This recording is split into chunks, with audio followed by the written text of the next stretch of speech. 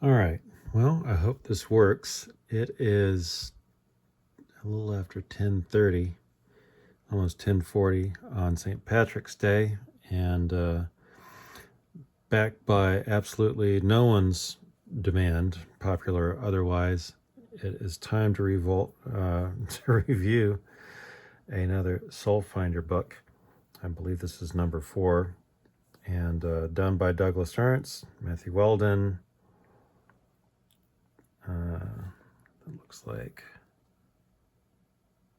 Rodrigo Aviles and Bill Williams. I just received this in the mail and I've been busy all day, so it's my first time opening it. And unlike other times when I have read the book before, because we're on a time crunch and this is an annual tradition of my own making, I figured I'd switch it up and just read it from scratch. I'll make live comments as I go. There will be some talking and some reading, and I'll make comment. Like I said, as I go. Oh, God, help us all. Anyway, I got the charger in, and we'll see how this goes. So everything looks like it's framed pretty well. I don't know if that's supposed to be a tire or a snake. It looks like something's coming through here. So from what I remember, last time I saw Doug do a video about what was going to be next on Soulfinder, which has been months since I've been able to keep up with him. I believe this was a story involving Father Crane in Vietnam, and he was a tunnel rat. So we'll find out if that is correct or not. But this is a nice image. Let's see. Yeah, written by Douglas Ernst, art by Matthew Weldon. I believe this is his 3rd book in a row, and his stuff has always been quite good. Colors by Rodrigo Aviles, and letters by Bill Williams. Cover was by Rodrigo Aviles and Dave Dorman, who's done a number of the covers, always good. And additional art by Jeff Spokes.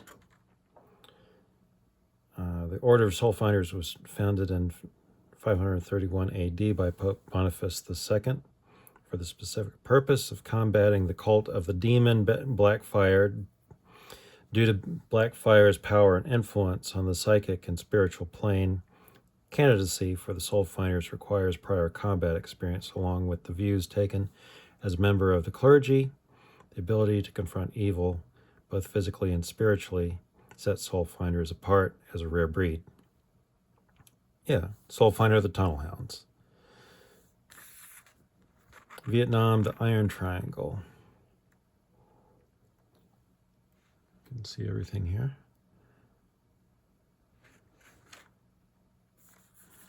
Got woods and stuff, so apparently they're underneath. Let's give them one more chance. Pal Hung. Grenade! I can't remember if Rodrigo did the colors on the last one or not. I'll have to go back and double check with that. As it goes, I pretty much try and remember. I kind of find like this is an interesting way of approaching it, is I have not read or gone back to read Soulfinder since last St. Patrick's Day. And that way, the way I kind of consider it is if my recall is good enough from the last books and the continuation of the story, how successful the book was imprinting itself into my memory. Now, I will give the caveat, it's very late in the day, it's during Lent, and for Lent I'm basically doing 1 cup as a volume of food a day, and no sugar. I'm like doing a very strict keto diet and very minimal, so 1 meal a day. And so I'm tired at this moment. So it also will just go to see how good the storytelling is, given those circumstances. If I can read it and understand it, not being like super sharp, although I did have just a little bit of coffee to offset all that. we'll see how it goes. Anyway, so clearly we're starting off in James Bond in the middle of the action. They're down in the tunnel. I presume that whether it's the next level up in the tunnel or maybe they're right underneath. In Vietnam, in the tunnels, they would have all sorts of networks, and then they would have switchbacks and things like that. But also grand halls. It really is kind of like an ant colony where they'd have different chambers and things like that. So I wonder if this is going to be like a troop area that they're directly underneath, like a HQ or something like that. All right. So go. Huh? Skaboom. And I guess this is the same person. We're not looking at a third.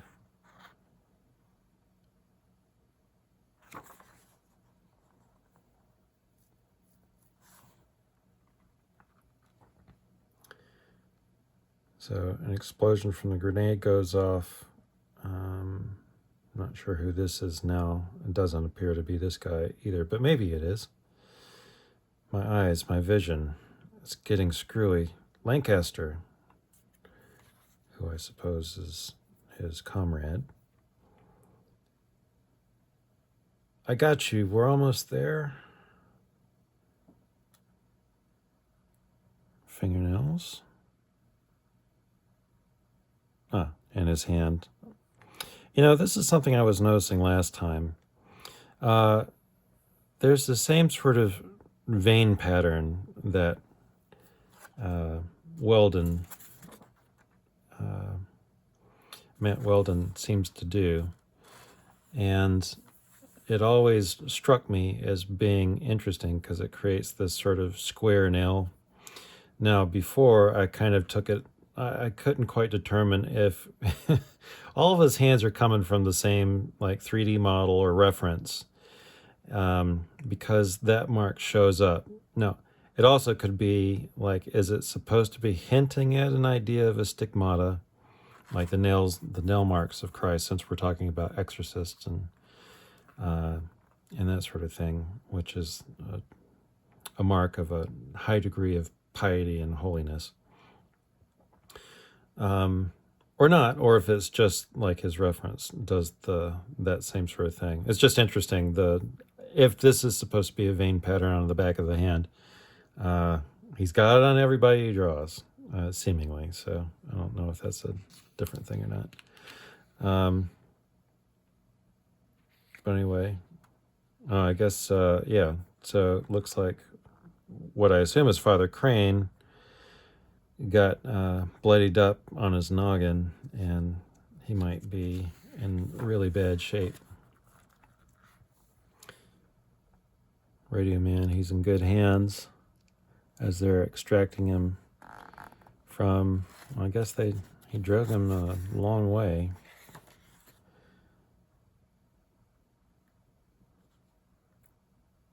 Oh, I guess maybe some other guys, maybe, no? I don't know. Anyway. This is odd, but I guess he got his flashlight out. Now, a lot of times the flashlight will be worn up on the Alice gear, up on the strap, but I don't see our first guy necessarily with it on him. Maybe it's in his hands. That's the other thing. They would have a pistol and a light. Maybe they would cross him. I don't know what the actual way of doing it is.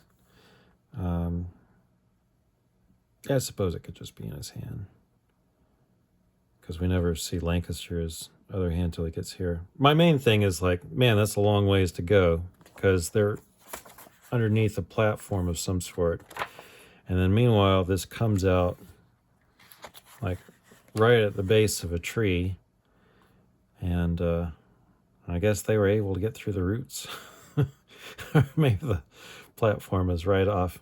Anyway, I assume they went a long way before they showed up.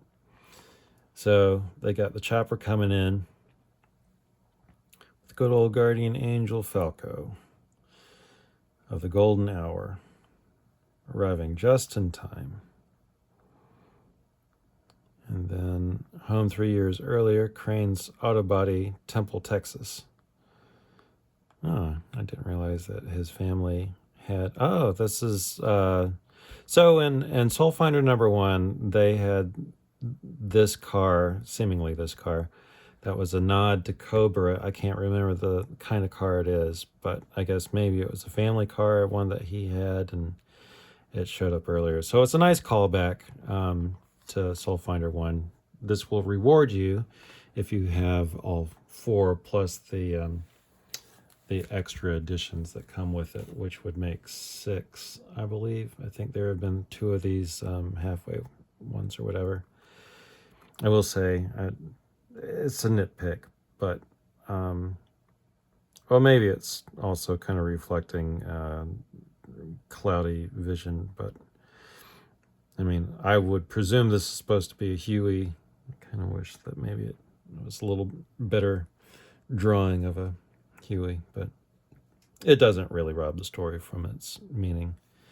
Just that his group was waiting on the medevac. Go ahead and take them. Why are you giving me your keys? You love this car. I can't bring it to war, Dad. I'm not driving this baby until my son comes home safe and sound. Oh, that's his dad. Although he doesn't necessarily look old, but I guess he could be 18 and he could be 40 or whatever. Black don't crack, as they say. What? You're going to walk to the shop each day? That's crazy. Don't talk back to your father. They took my bookworm scholarship for a war. An old gear nut can sacrifice his car in solidarity.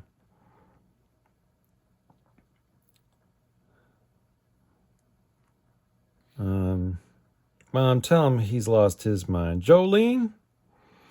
Not calling me Joe Love, Sanders?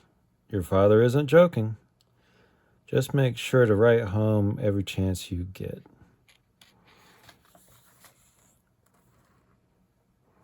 And so here he is, like, I mean, obviously it's a very prized possession.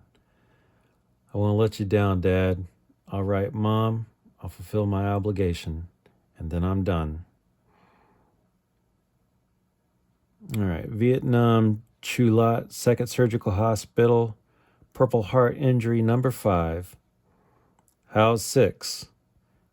Captain Blatty Blatman, he's fine. It's you who we are worried about, Sergeant. Clever, Blatty, that's a nod to The Exorcist. Good on you.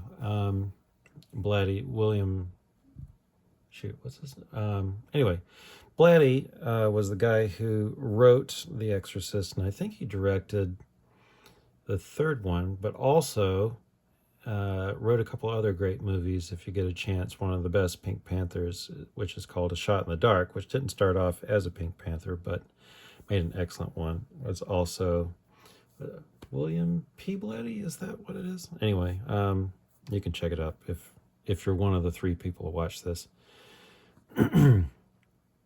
Okay, so anyway, we're back to a recovering Father Crane, although I guess he hasn't become a priest yet. When can I get back to my men? You're a lucky man. If the moron on the other side of that trap door waited a few seconds before dropping the grenade, you'd be dead. Thank God for stupid enemies. If he exists, I'll let him know. I have no idea you didn't burst your ear. I have no idea how you didn't burst your eardrums in that blast. You bled out quite a bit on the crawl out, but we removed the shrapnel. Captain Blatty saved your life down there. Hey, even officers work once in a while. We can have you out of here tomorrow if you insist. That's 5 George Washingtons on your record. You're eligible for home. You've been eligible for some time now. Just get me back to my men. So Crane obviously has gone through it and could have gone home several times, but like a true warrior is there for his fellow men.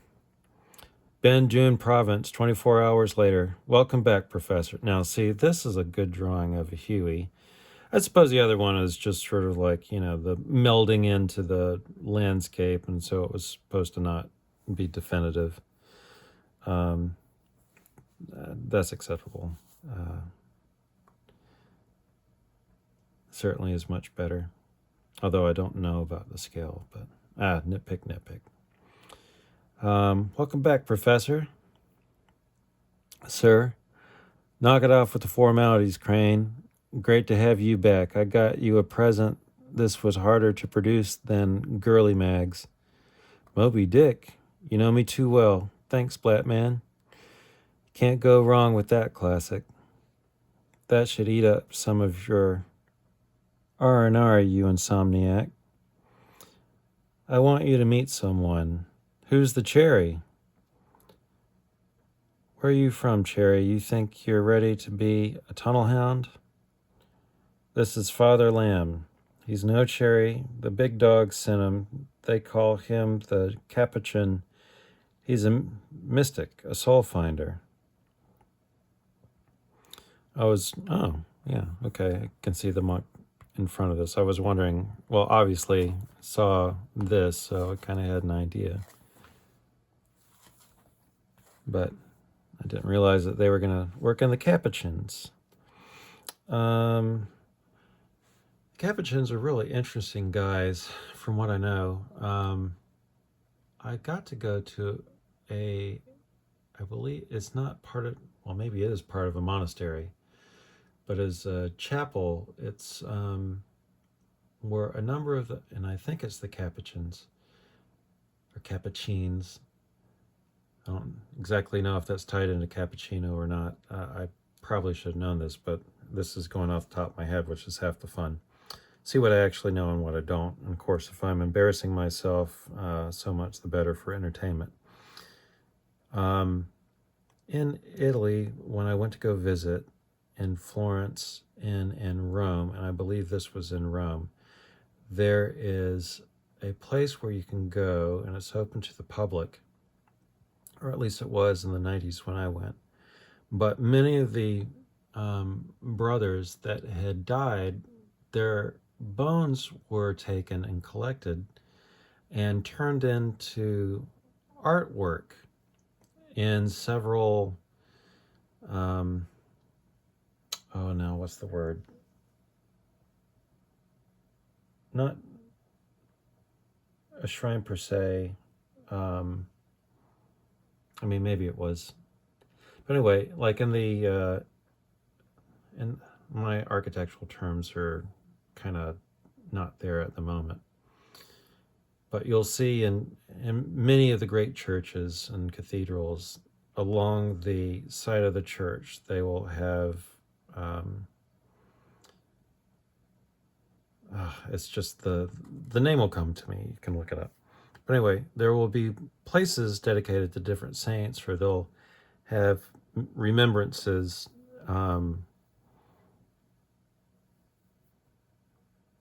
It'll come to me at some point. But anyway, my memory was there is maybe 5 or 6 or maybe even 7 of these little alcoves where they would have many of these brothers with their bones are rearranged, and the entirety of the area is decorated, and not just to show them as themselves in skeletal form, but they are actually, the bones are rearranged and to create these almost like if you don't know any better, you should look it up. It's actually fascinating in a lot of different ways, but almost like a H.R. Giger kind of oddity kind of stuff. It's horrifying and it's beautiful all at the same time, but I think that the main message is sort of in 2 parts. One is to say that to a degree, don't fear death, because we will all die, and it's more important in that what you do with your life, and have that as a memory, a memento mori. Remember, death is coming, so do something important with what you have, your life as it is now. But even at that, like, don't fear it, because there's a beauty in a purposeful life and don't get hung up on all the other stuff, because there, after this life, there is something greater, is kind of the thing that I took away from it. But it is like also a little unnerving. And also it was fascinating because they did have some of the brothers' skeletons were, I would assume, intact, and how small these men were, back 500, 600, 800, however many hundreds of years that had given themselves to this. Anyway, that's a complete aside. That's what's kind of fun about this stuff. It makes me think about these experiences in my life. All right, so I want you to meet someone who's the cherry. So this is Father Lamb. He's no cherry. The big dogs sent him. They're calling him the Capuchin. He's a mystic, a soul finder. So this is an intriguing element why he showed up for the next mission for a tunnel rat group. A what? A priest? He wouldn't have dragged me from that hole. He would have prayed over me. That symbol, is that your unit? I hope so, because this is war. Can you handle yourself if... Father Dominic Lamb is no stranger to war, Sergeant Crane. So Crane, I guess, in the day, although super respectful for his dad, we're seeing the contrast. He's a soldier's soldier, and he just, doesn't want to put up with no guff, doesn't like outside interference, and sees this guy and is kind of closed-minded. So we're going to see a transformation of Father Crane, I imagine. And so he wanted to test him, and he got tested back and got found wanting. We should schedule some combatives and watch him roll you up. This is was it Lieutenant Blatty? Captain Blatty. Excuse me, Captain Blatty. Well, Father, congrats. I guess you passed muster. I'm in charge down there, and I won't risk lives for the big brass flirting with mystics. So he's keeping his dignity in the face of embarrassment, just restating that he's in charge. But, to a degree, if he is in charge, hey, the objective is you got to get your guys out, and having the rules set at the beginning just makes everything clear. As far as the storytelling goes, this is a good establishing shot to a degree, and we see the helicopter go off, and then I guess we have like a little base. Don't know if they were... I'd have to look it up if they were considered more reconnaissance. Obviously, this is not a big installation, or at least it's not depicted as such. But yeah, we're just... this is about as much information, I guess, as we're going to get from the interior of a relatively small tent. I don't know if this is a demo set or not. But...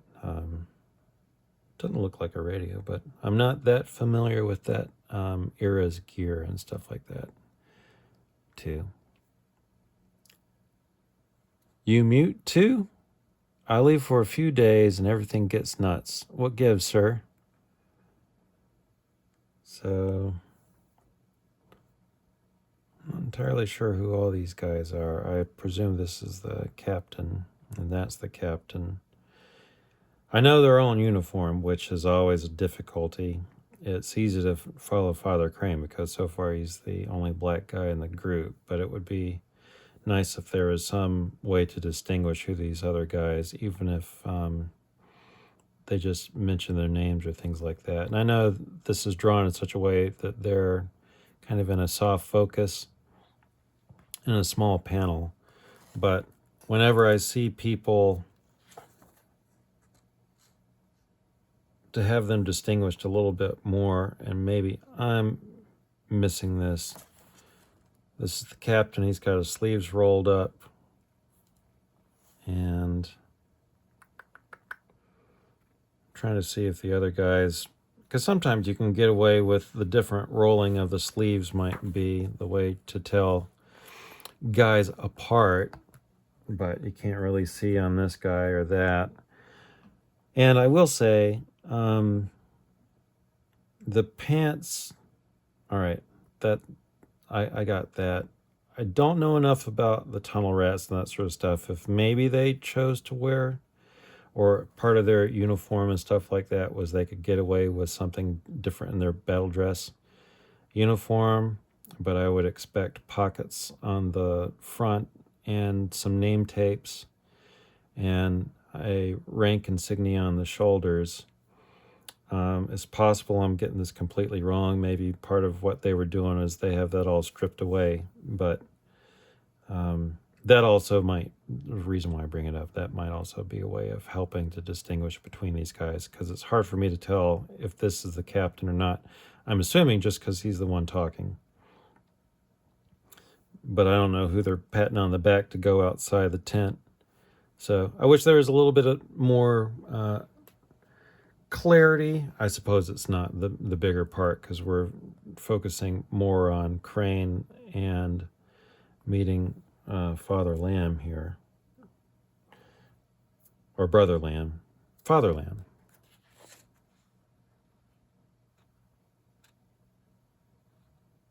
No, he's a mystic, so... Oh, yeah, Father Lamb. Oh, that makes sense. He'd have to be a priest to be part of the Soulfinders. Duh. All right. Like I said, it's late, and my brain is starting to work. But just as an art aside, like I'm fine not having a whole lot of detail. You don't really need, I mean, yeah, you're seeing a tent, and it's a tent. Like, what's going to be in there? But getting I almost kind of wish that I had a little bit more of a getting everyone, like having this maybe first, not this scene, but this kind of a people in the space first, and then you can get to these more abstracted panels. And you could have a little more liberty once you have like the space maybe more established, but yeah, again, like that's maybe player's choice kind of thing. And if I haven't said it before, the three people who might watch this, this is what I like to do. I like to, a bunch of the indie creators that kind of came out of the comics gate, if you will, movement, which was a pro-consumer / reader. People want to preserve the quality of comic books, which I'm all about. There's room for everyone to do what they want, which is kind of like what I thought the idea was and still is. But it really is trying to elevate on the indie side, to show like the love of craft, of making good stories. And so the way I approach this, I've been working on ideas for a long time, but because of my day job, I always kept on getting robbed of my time to sit down and do stuff, which is going to be changing here soon. I'm going to be making my own independent comic books, which I haven't done in many, many years since I entered a professional life as a professional artist. Was just, by the time you get home, that part of my brain would always get sapped up. But I'm offering critique in storytelling, one, because hopefully anyone who does see this is probably someone interested in making independent comics. So anything that can come from this is meant as constructive artistic criticism in the storytelling. And the other thing too is by looking through these things, and it's not so much nitpicking, it is learning from these examples. So when I'm producing my stuff, I have a reference. You do this with music, you do this with any art field. the whole point is to make everyone better, including myself and Doug and Matt and whomever else, if they ever do watch this. And I hope that they do. And I hope you take it in the spirit that it's offered. I like what you do. It's why I spend money on it. And I love the craft and the medium. And I like these stories because I like what they're about. And this is just to make everything better. So I'm going to try and pick up some steam here. But like I said, I'll offer a size and things like that as I can. So Crane is being puckish, I guess. So you mute too? I leave for a few days and everything goes nuts. What gives, sir? Go ahead, Father. I try not to waste words, Sergeant. Yes, one might say this. The Cairo is my unit. The Pentagon believes a high-value target, General Bian, uses the tunnels and catacombs of Benjun province to avoid capture. The tunnel hounds can sniff him out. Where do you fit into the equation? CIA heads who backed the coup that killed President Nyandendim, an anti-communist Catholic, are reaping what they've sown. It ain't about the politics I care about keeping my men alive. Hey, General Bien is an occultist. The casualties in the region are off the map. His lethality is attributed to supernatural assistance. What kind of bull is this? You believe this guy, Blatty? My job isn't to believe or disbelieve. My job is to complete the mission to the best of my ability. My job is to capture or kill General Bien. So, all right. We got a canteen. We got a pistol.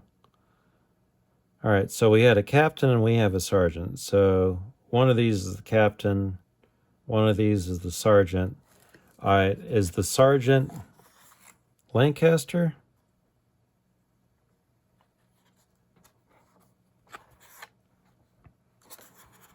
Also, I wouldn't, again, sort of nitpicky kind of stuff. I wouldn't mind if there was like a little corporal, lieutenant. I don't know what rank Crane is at this moment. And Lancaster, I don't know what rank he is. I don't know who's in charge. Let's give him one more chance. Don't hang. Obviously, they were going to go up, but they must have heard something. Maybe if there was even a sound effect or a little dust or something falling down. Again, we're kind of nitpicking here a little bit. But if we had a sense of who these guys are, I mean, if you're reading this book, you already have probably been reading all the other books, and you've probably been listening to Doug talk about stuff. So in a couple of different senses, you probably already know who the characters are to one degree or another, but I don't recall this guy, or if was Lancaster in one of the other books? I don't think so. Anyway, maybe he was. I have to think about that. But if we knew who these guys were in some degree, and maybe even this is just illegal stuff, and this is on all the books. I mean, I don't want to really bog down the story by giving a little blurb because we're supposed to be fast acting and stuff like that. But the use of space, maybe there's a place here along where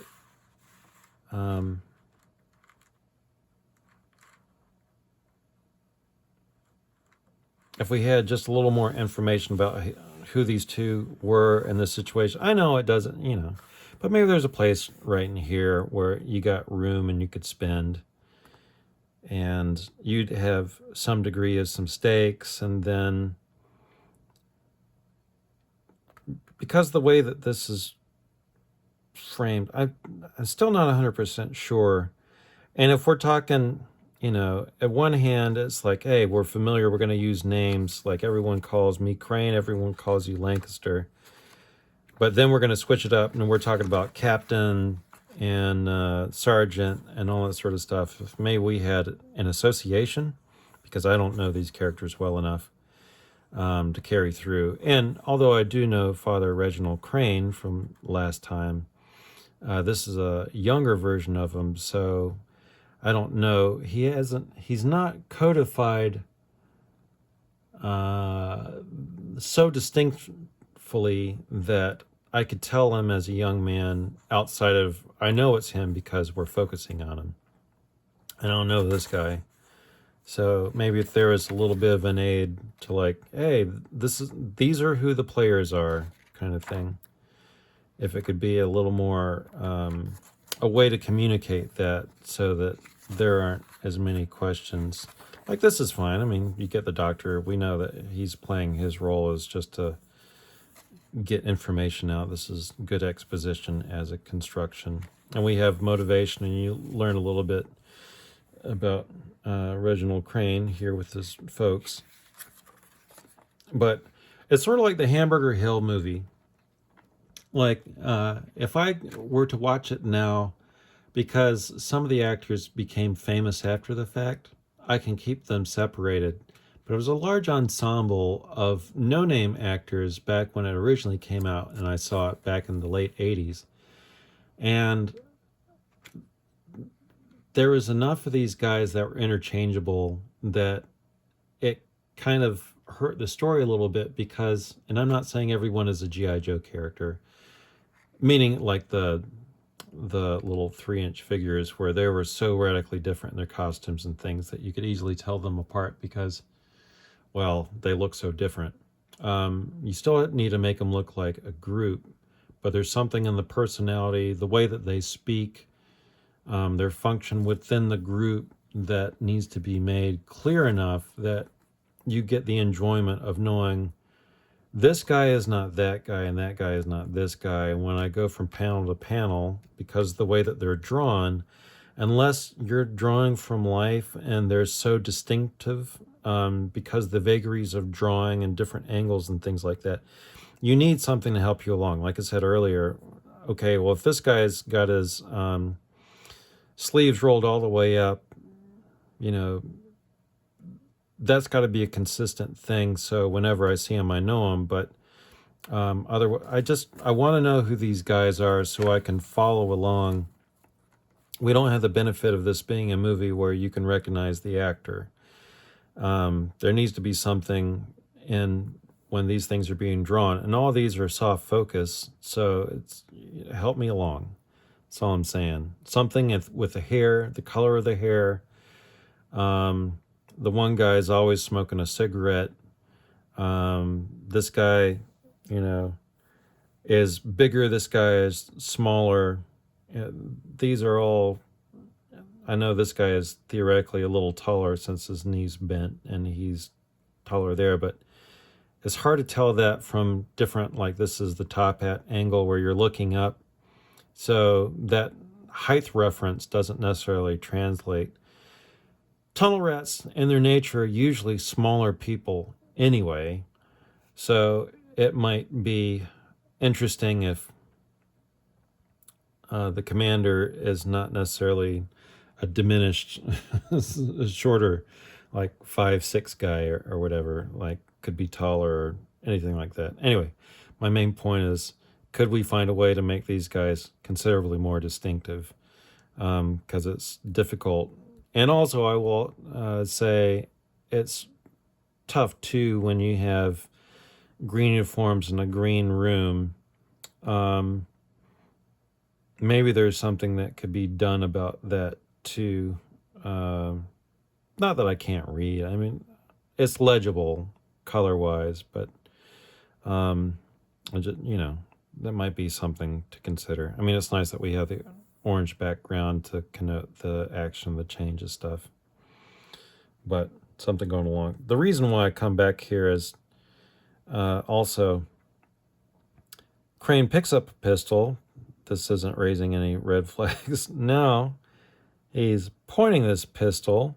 His finger's not on the trigger, but still, this is provocative, which I guess is why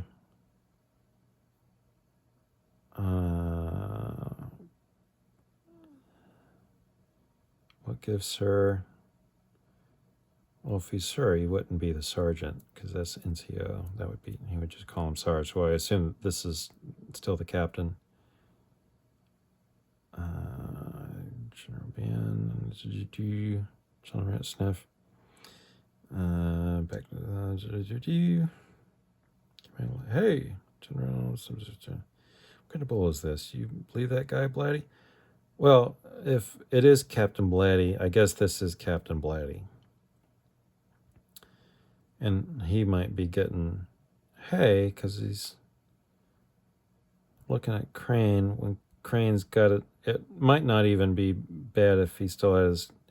All right, but here's a problem in the storytelling too. So, right hand pistol, left hand. I guess he picks up the canteen, and this is the canteen being thrown. At first, when I eyeballed it, I thought, well, that can't be a grenade. I mean, like, did someone try and like frag them from outside? They got problems in the unit, and fratricide or whatever. Obviously, that's not what's going on here. But, and I know that Crane is building up and his stuff, but I wish that somehow this was communicated and staged a little differently. I don't like that the word balloons. I almost kind of wish that if this is a bonk and a katank and this is flying up here, that we see him pick up the canteen. If that was the thing that he was playing with and stands up, bows up, and like, you know, stood up. I got a little drawing guy here. So if Crane gets up from, if the table's here and he has his hand on that canteen and then he gets up and he's furious and throws it, and that's kind of where we see it. And I will say, like, this is with Matt, I've seen a couple different times. And we do have, look, this is, again, just me offering ideas about how to do this. What would improve the scene, in my opinion? If we're going for high emotion, to emphasize elements, like, if he's going to throw something, why is he still seated? You know, it's a question of dynamics. Now, when you have, this is how you're staging out, you're blocking out your panels, your pages. It makes sense to have them there because you've got these horizontal strips and you're trying to get as much into it, and that's the room you have to work with. But, you know, if you're going to get that animated to do that sort of thing, and it's thrown across, I would have him stand up. And then, like, he needs to get calmed down. And it's odd that he reacts in this way, and it doesn't, like, this almost looks like the captain is kind of, you know, bolting up a little bit because he sees kind of what's coming. Although this is also weird. He's pointing with his pistol, and then is his hand under the table? Or is he going to pull a Han Solo Greedo? I don't think that would fly. If he's sitting there worried about, you know, handling the pistol, that's, I don't know. That would have consequences, it feels to me. I know he's throwing that around, but I don't know. There's just something with this. It feels kind of weird and not as dynamic. Like, I expect the emotional arcs of all the people. Not obviously, Father Lamb is chill, and that's his thing.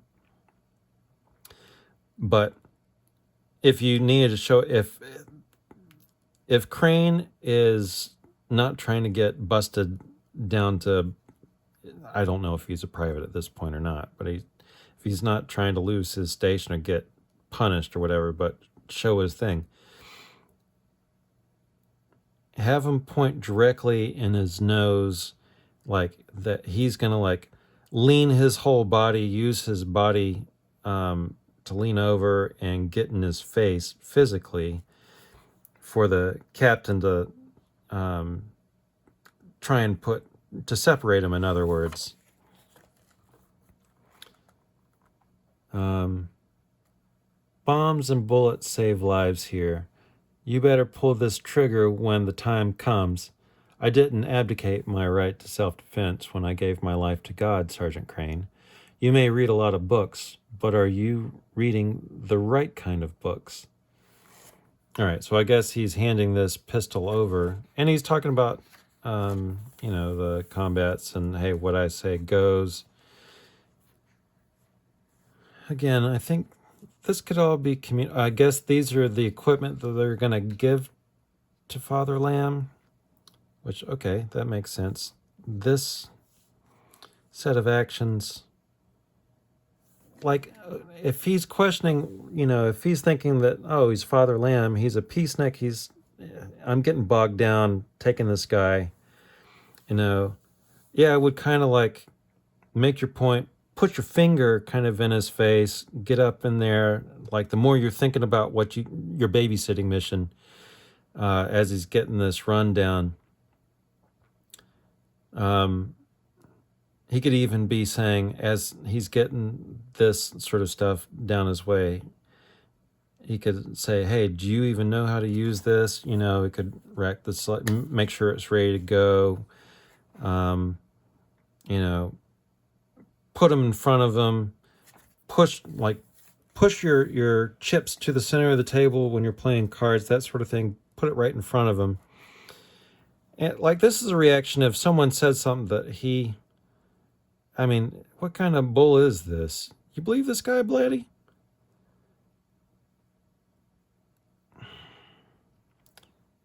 Like, right now, I'm just trying to think of the action that's communicated physically versus how the words line up. And then we get over here, and then he's handing it over. I just think that this could be maybe accomplished in a different, more concise way. That's my main thing. I do not speak out of ignorance, and neither should you. A village elder wants to meet with us tomorrow at 2100 hours. It took me months to earn his trust. I'll do the talking. This guy is pulling rank on me? He has no rank. He's a priest. This is unacceptable, sir. You're the boss underground. I'm the boss when it comes to fending off by-the-book sticklers and rear echelon goofs. He has authority when it comes to the spiritual stuff. Seriously, Lancaster, tell me, do you believe demons are aiding General Bian? I'll believe it when I see it. Maybe this will broaden our horizons. Look, who's getting all this philosophical while we're busy just trying to stay alive? Just repaying the favor. I still owe you a few. Get some sleep, Professor. We have a long day tomorrow. Hey, Bletman. Thanks for saving my bacon down there. Night. All right. So, Lancaster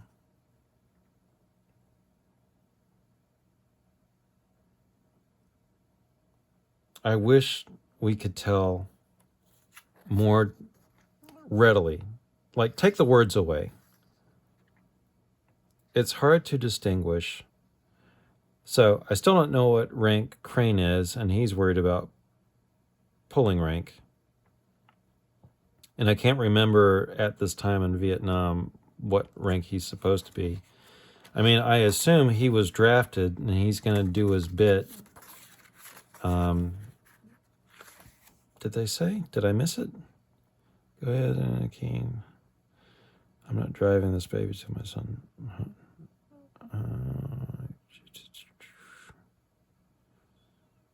Scholarship, war, sacrifice, solidarity. Tell mom he's lost his mind, Jolene. What's he doing? I'm done. I don't see a rank. Am I missing it? They don't mention what rank he is. I assume he's a private if he got drafted. It's not like, well, he's a college kid. I mean, would he be a lieutenant?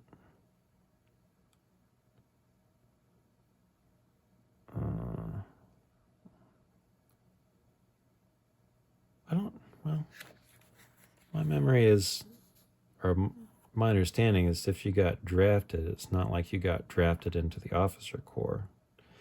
Obviously, maybe if you thought you were going to be drafted and you're already at college, you could go ahead and sign up and go that route.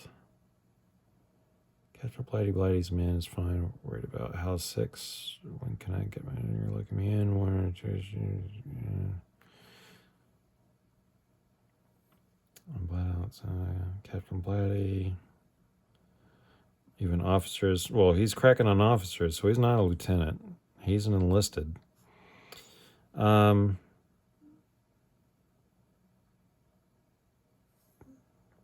I don't know what his rank is. I mean, obviously, when you're in your own group, you got your own pecking order. That could be worked out between guys. And, I mean, they're not special forces, but I assume once you're in country and you got your stuff working, you don't upset the apple cart. But there is a definite pecking order. Yeah, it's a detail. I guess it's not that important, but when you're like bucking and you're worried about this guy, this outsider coming in and who's in charge, I kind of wish I knew. And I assume Lancaster is... Sergeant Crane. Here we go. Stranger to War, Sergeant Crane. Sorry. Got it. I wish we had stripes. That would save me a lot of trouble. And also, I wish I knew who these other guys. So, Lancaster and him are sergeants, I guess.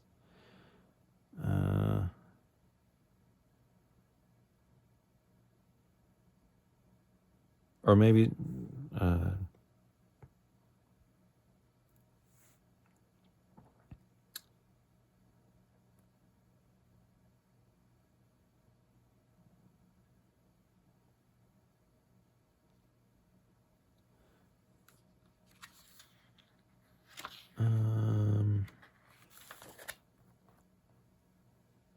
anyway, I guess I'm not going to get too hung up on it. Well, obviously, I am a little hung up on it.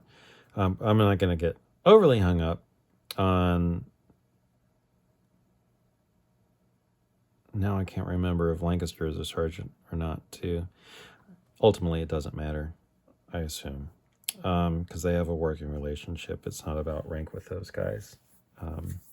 I'm sure they got each other's back, and it's not about that. It's good decision-making, acting in the moment. Anyway, maybe this will broaden our horizons. Look who's getting all philosophical while we're busy just trying to stay alive, just repaying the favor. I still owe you a few. Get some sleep, Professor. We have a long day tomorrow. Hey, Blatman, thanks for saving. He's saying Blatman. So,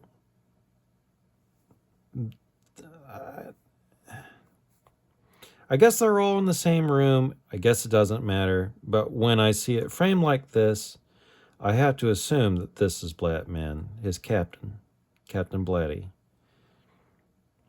But he's saying, seriously, Lancaster. Now, this guy, I guess, is not in that. Now, the way we don't have a lot of information in this strip. We don't have a lot of information in this strip. It's hard for me to keep sure of who's where. Again, like, that's why I'm saying it's like, if you could just establish the room in such a way, this is the Captain, Crane, Lamb. I assume this is Captain. And then off in some other portion of the thing where the camera never was, but we assume that he's sitting here chilling out in his chair. But yeah, I just wish, because he's a character. We're talking about Lancaster quite a few times over now. So I just wish that we could keep all that stuff in the scene understandable. Again, like I do get hung up on these things, but like I said, I just want these things to be worked out. Anyway, Reggie, how's my tough as nails son doing? A part of me wishes you were more open about what you're doing, but maybe it's for the best. Your mother and I would worry more than usual. I've lost a lot of weight walking to the shop. Your old dad is staying in shape. I better be careful or Uncle Sam will have me wearing combat boots too. Stay safe, son. We're proud of you and counting the days till you're home. There's a stake with your name on it. Love, Dad. Nice touch with the red light, low light reading stuff, so that you don't give away your position with white light. Red light travels not as far and presumably is less seeable by the human eye. Professor? What's up, hush pup? Or should I say specialist cook? Huh, we haven't been too tough on you, have we? That's how it is, maybe how it needs to be. Anyway, what's your take on the priest? Well, now he's the new guy, so we can drop the pup from your name. Don't worry about the priest. I'll get him up to speed. I'm a God-fearing man, but I've never come face to face with the demonic. That's what the priest said. Literally, what are we going up against? Our enemy, demon or not, is just another part of the hell of war. Besides, being is still just a man. We'll get through this together. Thanks, Sarge. Catch some sleep for the both of us while we can. Cook. I will be in short supply soon. Or it will be in short supply soon. Roger, Sergeant. Good night. The next day, 1300 hours. Specialist Crane, I have seen you since you couldn't hack it with 3rd Platoon. It's Sergeant now. I see you're still the same rank. This is one of the helo jockeys. I guess this was the angel that saved him, perhaps. Although that's a Cobra, that's an attack ship. You're all misfits playing by our own rules. You and the tunnel rats are all chewed up. Don't matter, though. Delta dogs are providing security tonight. You will give us respect. Yeah, we've been briefed. Speaking of respect, when did you plan on saluting Sergeant Turo? Really, sir, you going to pull that now? Respect is a two-way street. Crane earned it. Mess with him and you mess with me. Roger that, sir. So we got some, like I said, with a tight unit, especially guys who do like the most horrible thing, like claustrophobia is such a fear for most people, and going into these like drainage ditch sized tunnels, if not smaller, as a tunnel rat, those guys are going to be like solid and really look after each other. This mission reeks of a setup. Something must have seriously spooked Hayu, a village elder, for him to reach out, or he's lying. It was serious enough to embed a combat veteran exorcist with us. Bottom line, Pop, smoke if necessary. My Delta dogs ain't dying so your father can say midnight mass. You never liked me, and I'm not fond of you. I'll still cover you when you need it. You were never one of us. You left at the first opportunity. Regardless, just worry about yourself. I'm professional. Are you? You'll find out soon enough. Good. Thank the Delta dogs for their help.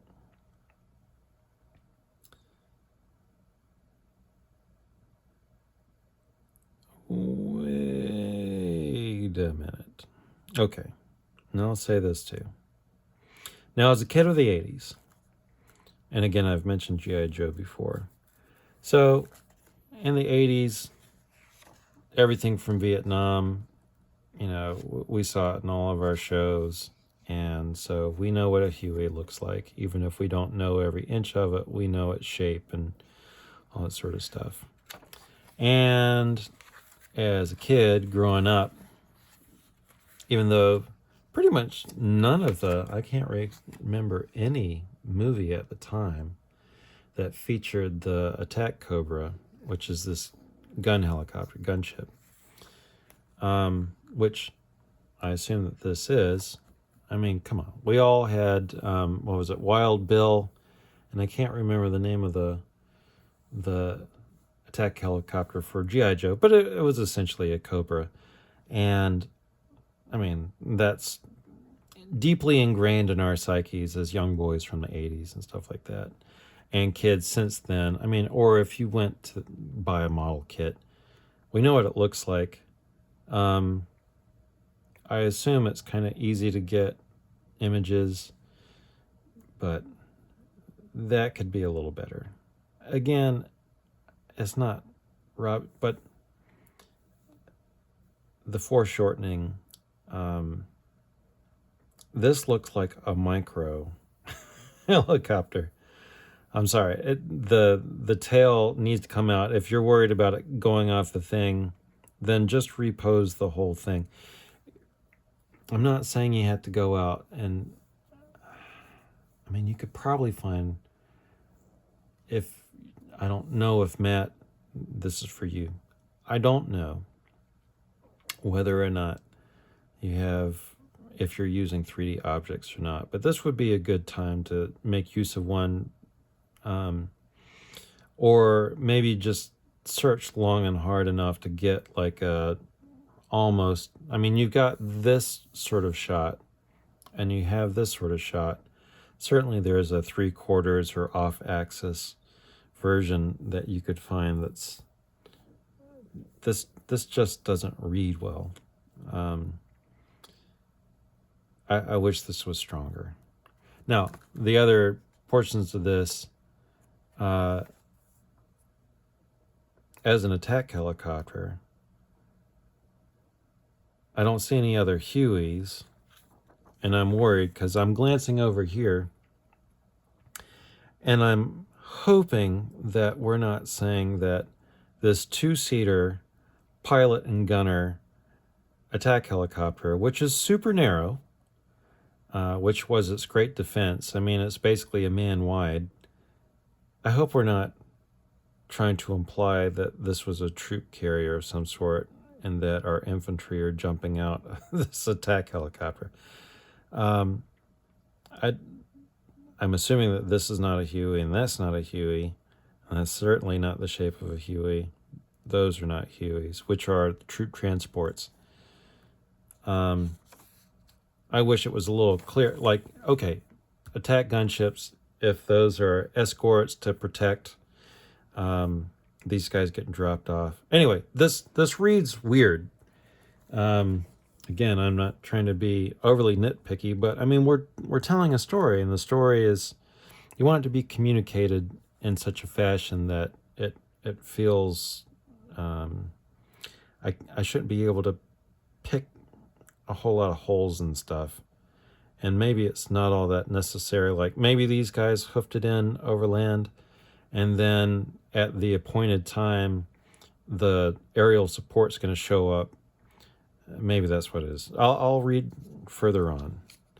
But I guess this is the pilot of one of these gunships. Or not. Anyway, they're doing guard duty on the helos. That's what I'm assuming. And I just, I have questions.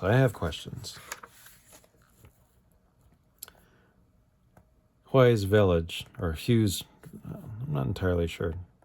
Hughes, that's how I'll pronounce it. I'm probably getting it wrong. Have a good laugh at my expense. So everyone shows up. They've hoofed it in, and they're being welcomed into the big hut. War makes strange bedfellows. I'm glad the Americans took me seriously. I hope you brought the priest. Forgive my eyes. I assume he's blind. Father Lamb is here. He is an exorcist with the Catholic Church, the Order of Soulfinders. I have no love for Americans, but I love my people, my tribe, and believe they are in grave danger. General Bien is evil. He's poisoned the hearts of men and women who were once good. Where is he? Blam, blam. Bracka, bracka, bracka, bracka, bracka. You don't have much time. We've been betrayed from within. So many snakes in the grass where once there were few. So I guess a firefight's happening outside. This way to Bien is through this tunnel entrance inside the villagers' southern home. Through the village's southern home. I sought out Bien when the protection he offered was exposed as an illusion. I wanted answers. You must crawl into the darkness, drag on until your flashlights fade to black, and keep going. Pierce the spiritual darkness, then if you live, dive deeper. So I presume this is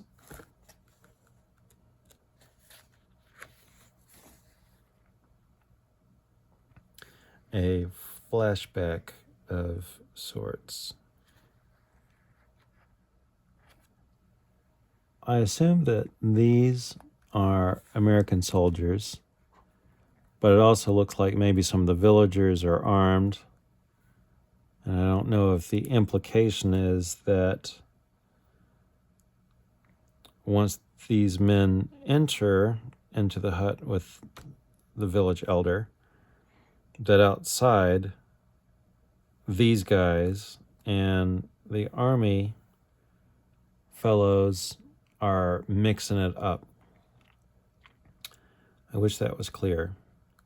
It might not be a bad thing if that is a plot point that, oh, well, we got to go now because the ill effects of General Bien, who is the big bad in the story, has twisted and created a confrontation where there's a shootout going on.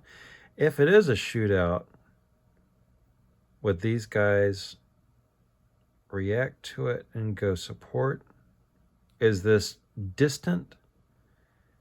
Like, I wish we had a little bit of a sense of what actually is happening. If it's like, we got to preserve this guy and get him into the tunnels, because obviously they're trying to get them in for the story's sake. They got to quickly jump in here, and I assume by this dialogue that this is either a remembrance of, because also we're getting like a psychological attack with all these scorpions.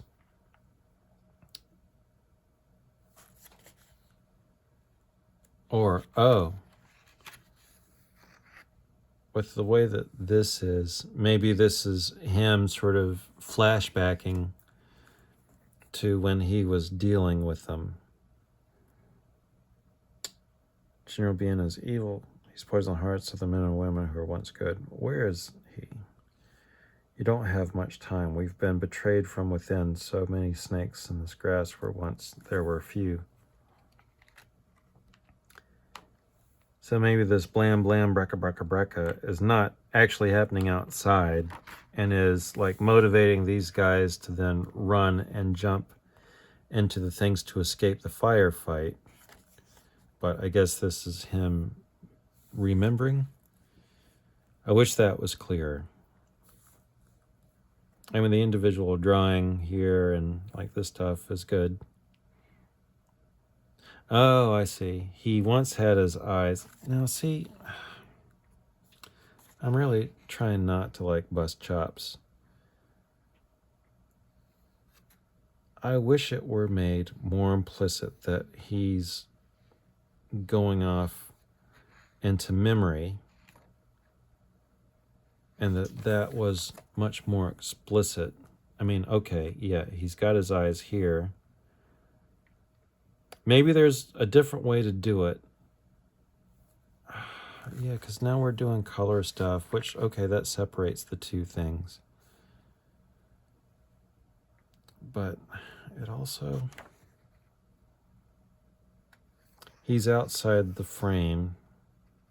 So maybe that's Matt's way of like pulling him out of the story. And maybe there's a different, more conventional way to do it. But I also wonder about, okay, opening shot, you're establishing this new character where give him a good size thing and a nice portrait kind of thing. And then you can see how he lives modestly on this table, and he's set it out tea and he's drinking his tea. I almost wish that likewise you could establish him kind of like this, but use this whole panel where you're getting a different side of this, and then everyone then is around him, and then you could cut to a thing here where even though his eyes don't work, but you could, and I saw you do this in one of the other stories where you can have, you know, like have this, and then on the other side of his head it sort of goes into this other thing of memory. Anyway, it's a little confusing because now I see them here sitting and having that scene, and he's responding to it. It could be more elegantly done, I think, and make use of your page a little. These narrow cuts, you've got all this extra unused space where if you did need text and things to happen, it could be managed, I think, in a stronger way. Even using the same number of pages, I think you could move this over and block it in such a way that, because there's not a whole lot of information and we are able to see stuff, but this is such a give me more space for all this nastiness and stuff, and show a little more lead into it. Give me more of the evil of Bien, if that's supposed to be Bien with them. The way to Bien is through the tunnel entrance inside the village's southern home. I sought out Bien when the protection he offered was exposed as an illusion. I wanted answers. Like, there's a whole backstory, and maybe it's not important to everything else, but you know, show don't tell. You're gonna give me this much, give me more, you know, give me some more. You must crawl into the darkness, drag on until the flashlights fade to black, and keep going, pierce the spiritual darkness. Then, if you live, dive deeper. I reached a lighted chamber, but my eyes were too damaged to navigate a precipice. Discretion was the better part of valor. I returned to the village and sought out the Americans. Honestly, if he's remembering and recounting a story, I much rather see this illusion that he created and this whole rigmarole that he's asking him to go through for the purpose of spend a couple of pages on that. I think that that's something interesting. I could see that being as important as like when Luke goes to Dagobah and he has to confront himself although he thinks he's confronting Vader. And, you know, things like this is an impactful moment for a key character. And also we're learning through that about the powers of the evil guy. Now, maybe you're trying to save, like, revealing him as an impactful moment when we do meet Bien or whatever. There's still a different way to do it. I think it could be stronger storytelling than what's here. What do you mean by spiritual darkness, Hui, or Hiu? A giant king cobra, it spoke. It knew so much about me. Blackfire. Confirming grid coordinates. Shuk, danger close. Shuk. Lost dog. Shuk. Over. The creature said that it controlled foot soldiers and generals on both sides of the war. It's playing us all for fools. All right, now wait a minute. I was reading this like he was then going to go back into some other point in his recalling. But is this happening? I think you need a parallel story going on where we're aware of what's happening on the outside at the same time as what's happening on the inside. And if there is a gunfight happening outside of this hut, why are they not reacting to it and going there? If this is at a different time, can we distinguish that? And again, like, I know most of the people who are going to read this book have read all the other books. And we did have the little blurb at the beginning about the cult of Blackfire. But take a beat or two and just give enough for, if this was someone's first book, it's the Gym Shooter rules, that they kind of know that the Blackfire cult, there are several demons that are, and maybe there was something, but this won't have the impact in this story the way it's handled as it is right now. I think if there was a little bit more about the stakes of Blackfire and being under his sway or his control, or he's getting help from it, I think it was mentioned a little bit, but maybe it could just be played up a little bit more. So again, like, you have an understanding of the stakes of things.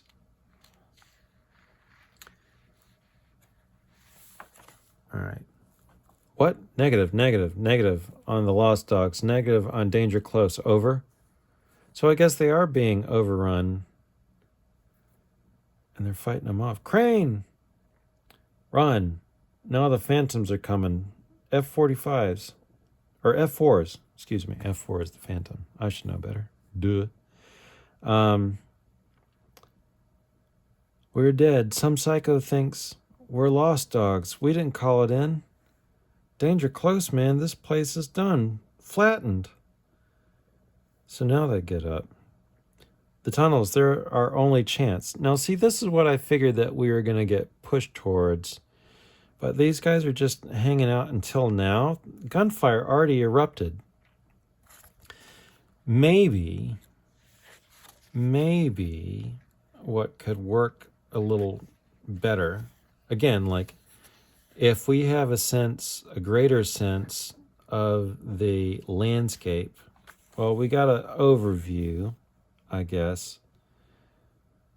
And these guys are going in.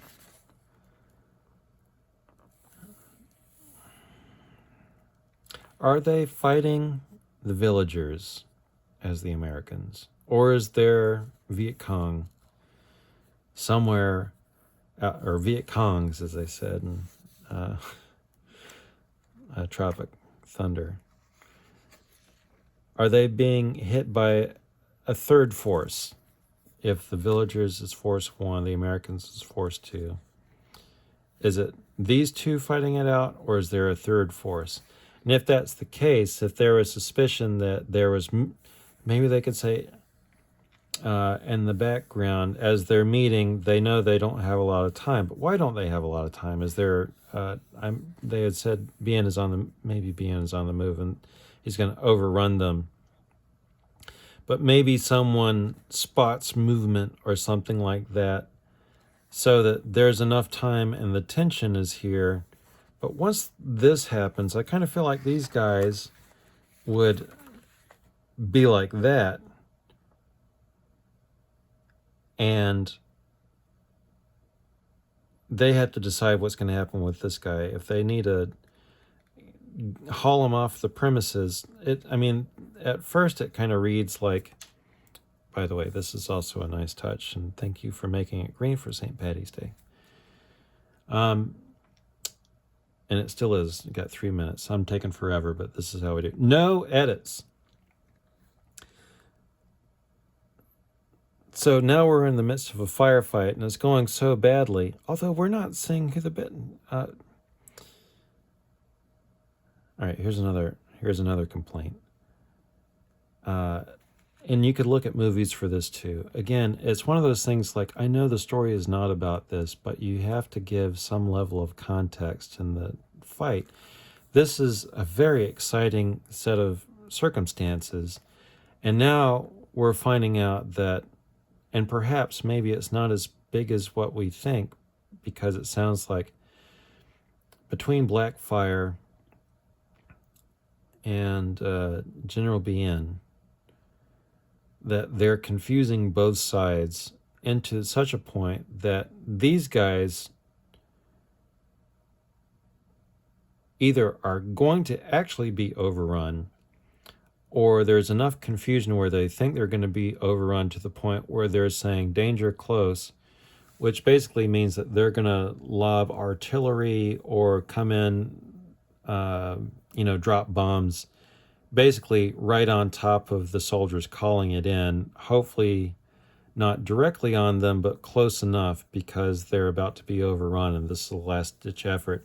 The problem with danger close means is that whatever is getting thrown down at the enemy is so close, it's possible that your guys are going to get injured and blown up too, but it's a last-ditch effort. You're dead either way, so at least this is giving you a fighting chance to live. And I will say, this looks like a modern helmet profile, not so much like the Vietnam, I forget what was it. Was it the M1 helmet? Can't really quite remember, but it doesn't quite look right. Although this is nice. The lower half, I got no complaints, but there's a plainness that's going on the top. And I know it can suck draw uniforms, that slows you down and things, but I think it would be nice. It would help things out a little bit. If it, again, this may actually be accurate, and I could be completely wrong. But we are children of what we see, and I'm not saying you have to have the Alice suspenders and all that sort of stuff, but if the uniform seemed more like the fatigues, at least, but maybe the dogs don't have name tapes, they don't have ranks. It just looks very plain. Maybe Tiger Stripe or something would look awesome, but you got plain monochrome uniforms against plain monochrome backgrounds. It's not as exciting as it could be.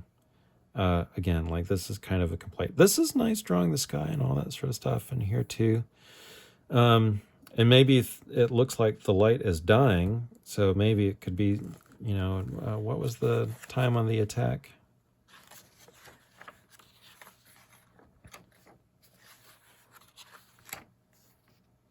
"21 hours, so what is that, 9 o'clock? Yeah, the sun's going down. Stuff like that. And maybe they're anticipating an attack at dusk or whatever. But my main point is, you got to show to some degree the other combatants, and they're pressing in my opinion.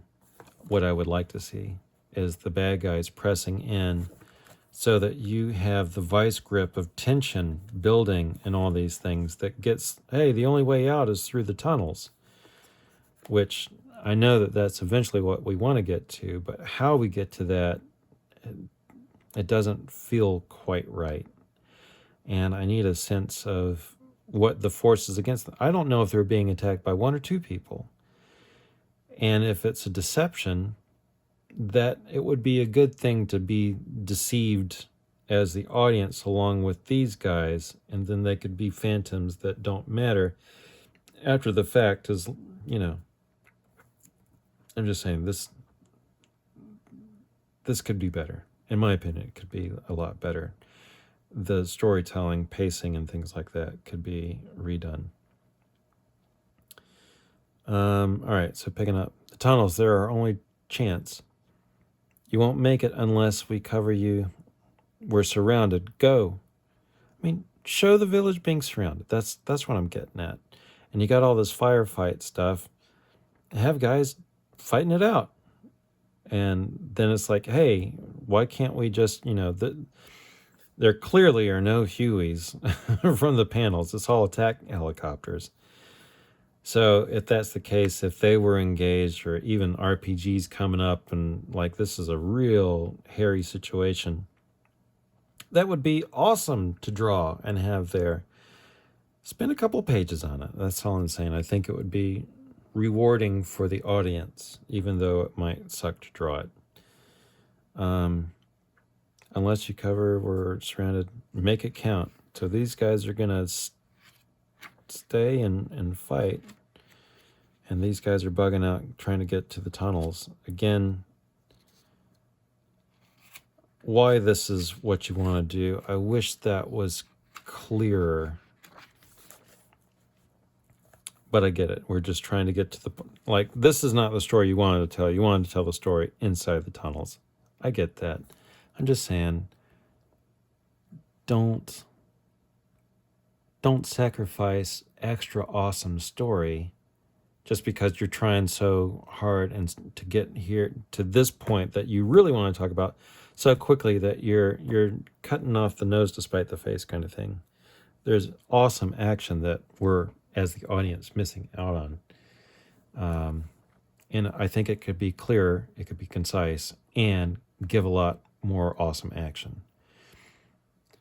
Tear it all apart. The entrance is here somewhere. It also might explain like why the tunnels are hidden, why the tunnels were there. There's a backstory. You could spend some more time. I think it would be interesting for people. You could explain more about why in Vietnam the tunnels were done as they were.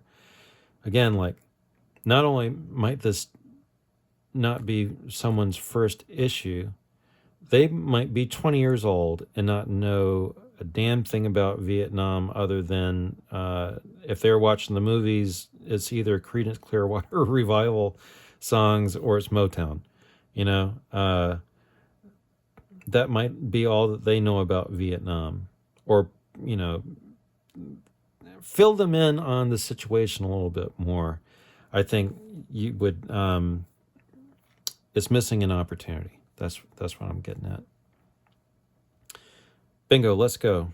The tunnel is off to the side. Hurry.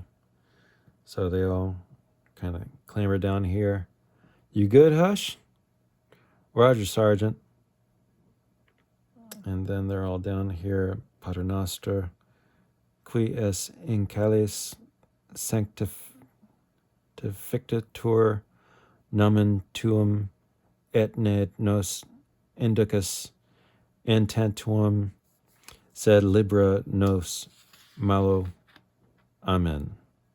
I don't speak Latin. I can follow along if it's printed out for me. I probably butchered that and made a fool of myself, but that's presuming that whoever watches this, the 3 of you, 2 of you, or none of you, also probably don't speak Latin. Or read Latin or whatever. Now, see, this is an awesome shot. But context is what would make this even more awesome. We never got a really great look at the layout of the village and the surrounding area. Presumably, there are still Cobra helicopters. and I guess they scrambled when they were going to come through with the F4s, but presumably they were given a lot of cover. There are no Hueys, you know. I mean, were they just there until they got, dropped off? I think it just needs some logistic help. It's not a problem with the way that things are drawn so much. It's not the execution, it's the layout. And just putting things into a reference, this would be the way that I would go about doing it.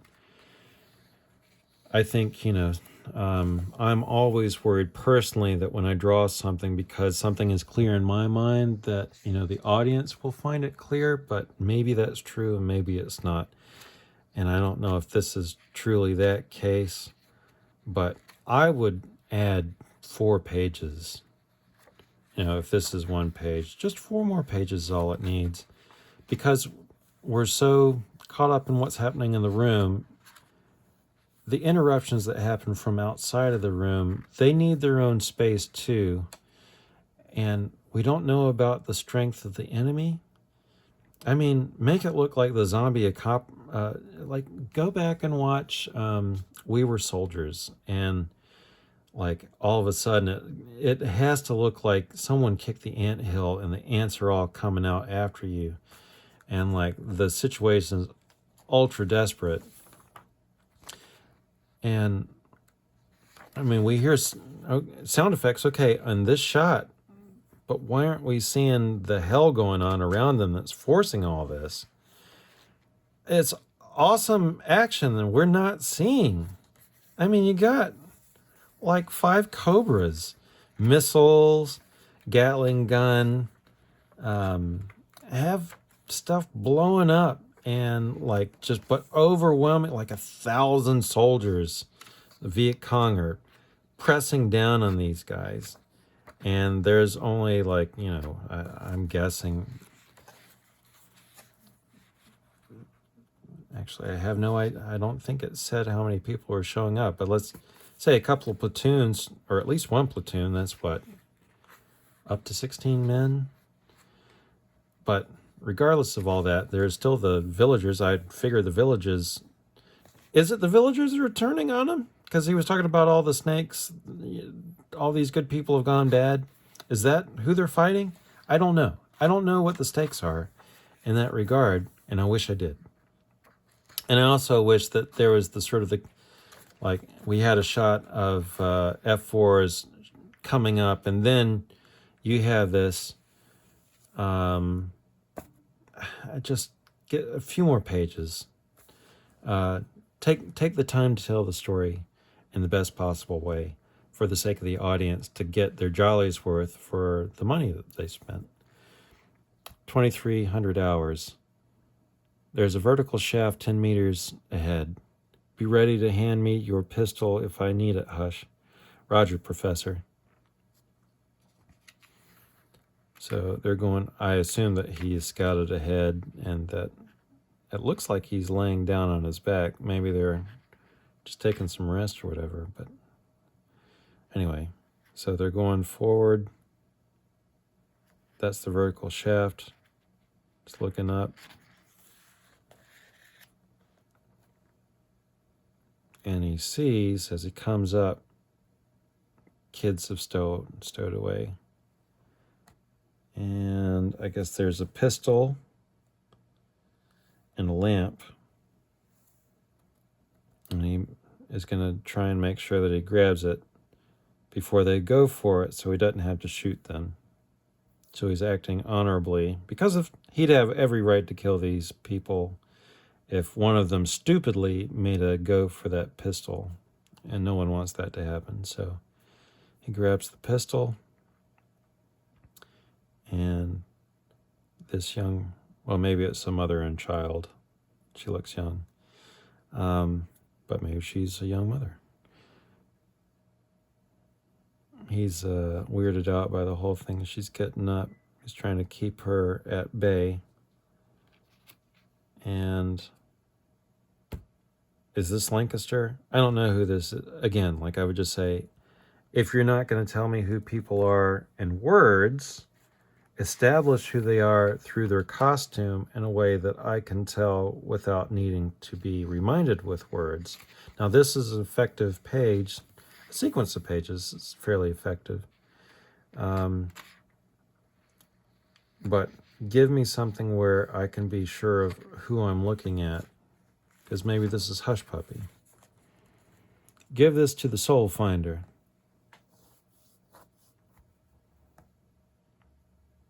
Well, why would that be done? I don't... Because the first thing he did was he gave him a 45 and a canteen, presumably, when they were back at camp. Is this an accursed object? If it's an accursed object, then something about this should be... There should be some story element about this being such a thing. Otherwise, I suppose we're presuming that even though he gave him a canteen and a pistol before and said, you better know how to use this, which Father Lamb implied that he fully did, he wouldn't need it for himself to use unless he was separated from it when they were bugging out. I don't know. So they're All right, here's another thing.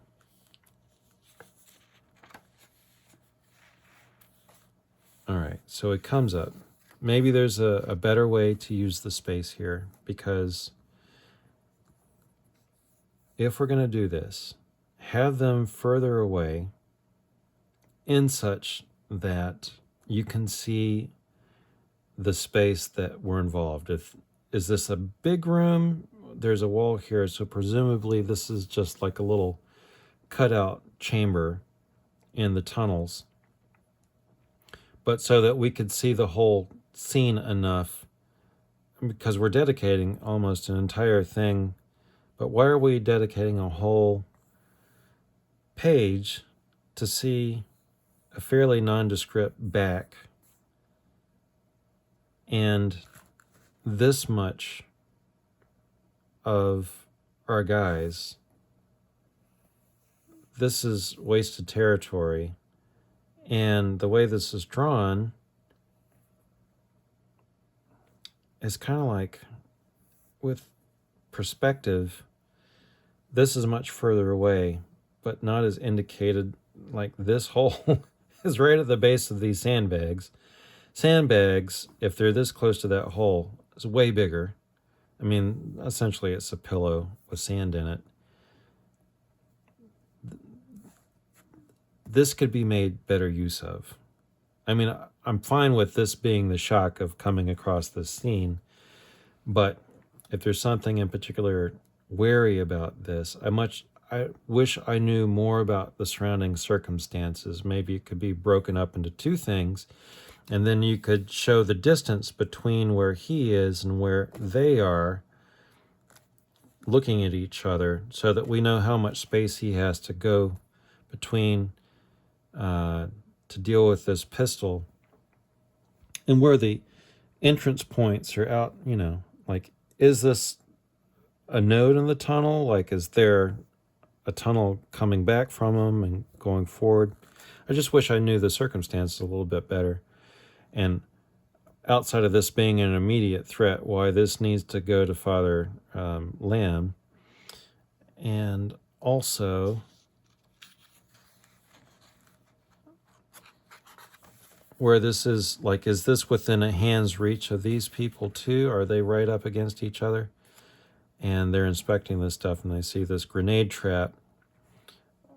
Was it possible that she was going to try and self-detonate or anything like that? Give this to the Soulfinder. Then they find the grenade. And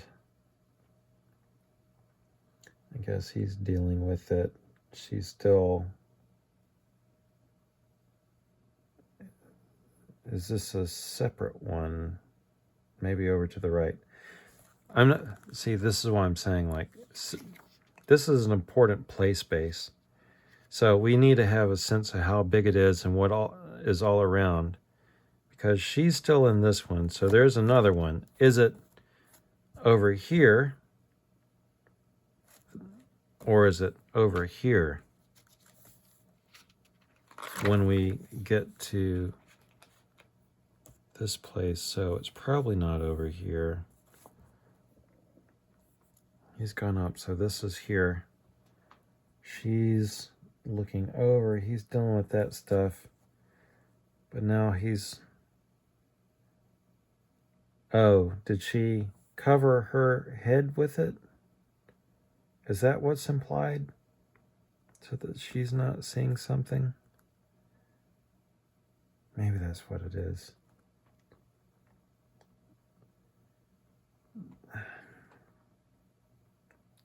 It's not clear.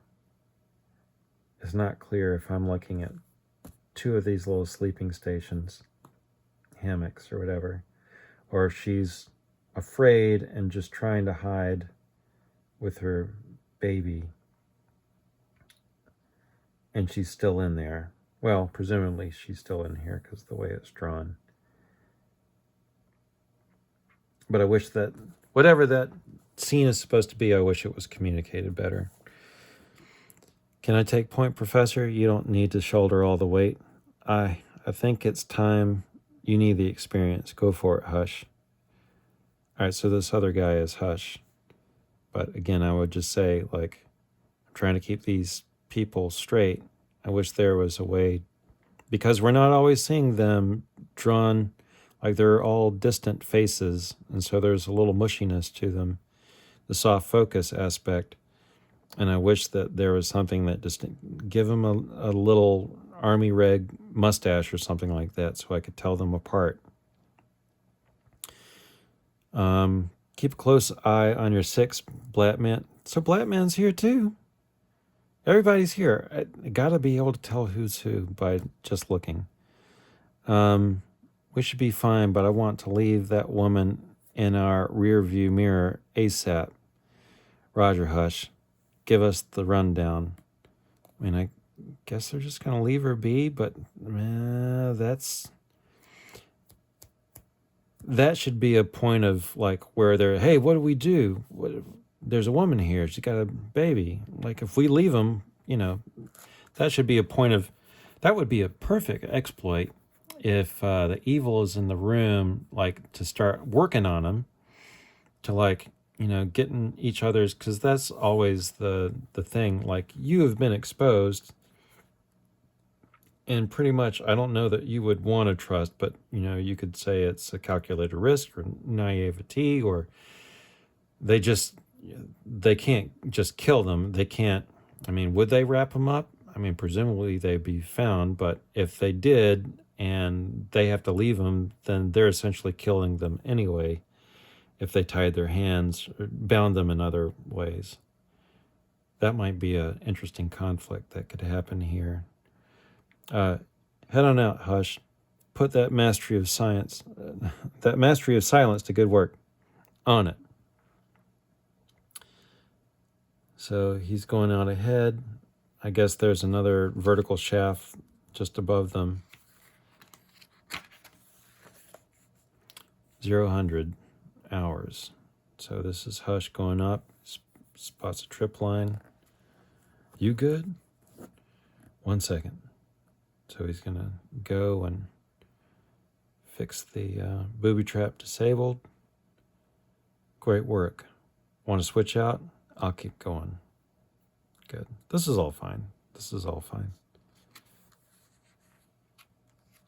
So they go forward a little bit more. Ding, ding, ding, ding. So are we about to see 4 enemy in the tunnel ahead?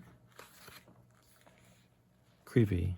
At least we know Hugh wasn't... Oh, their light went out. Okay, well, all right, I get that. And talked about you have to go far enough where that happens.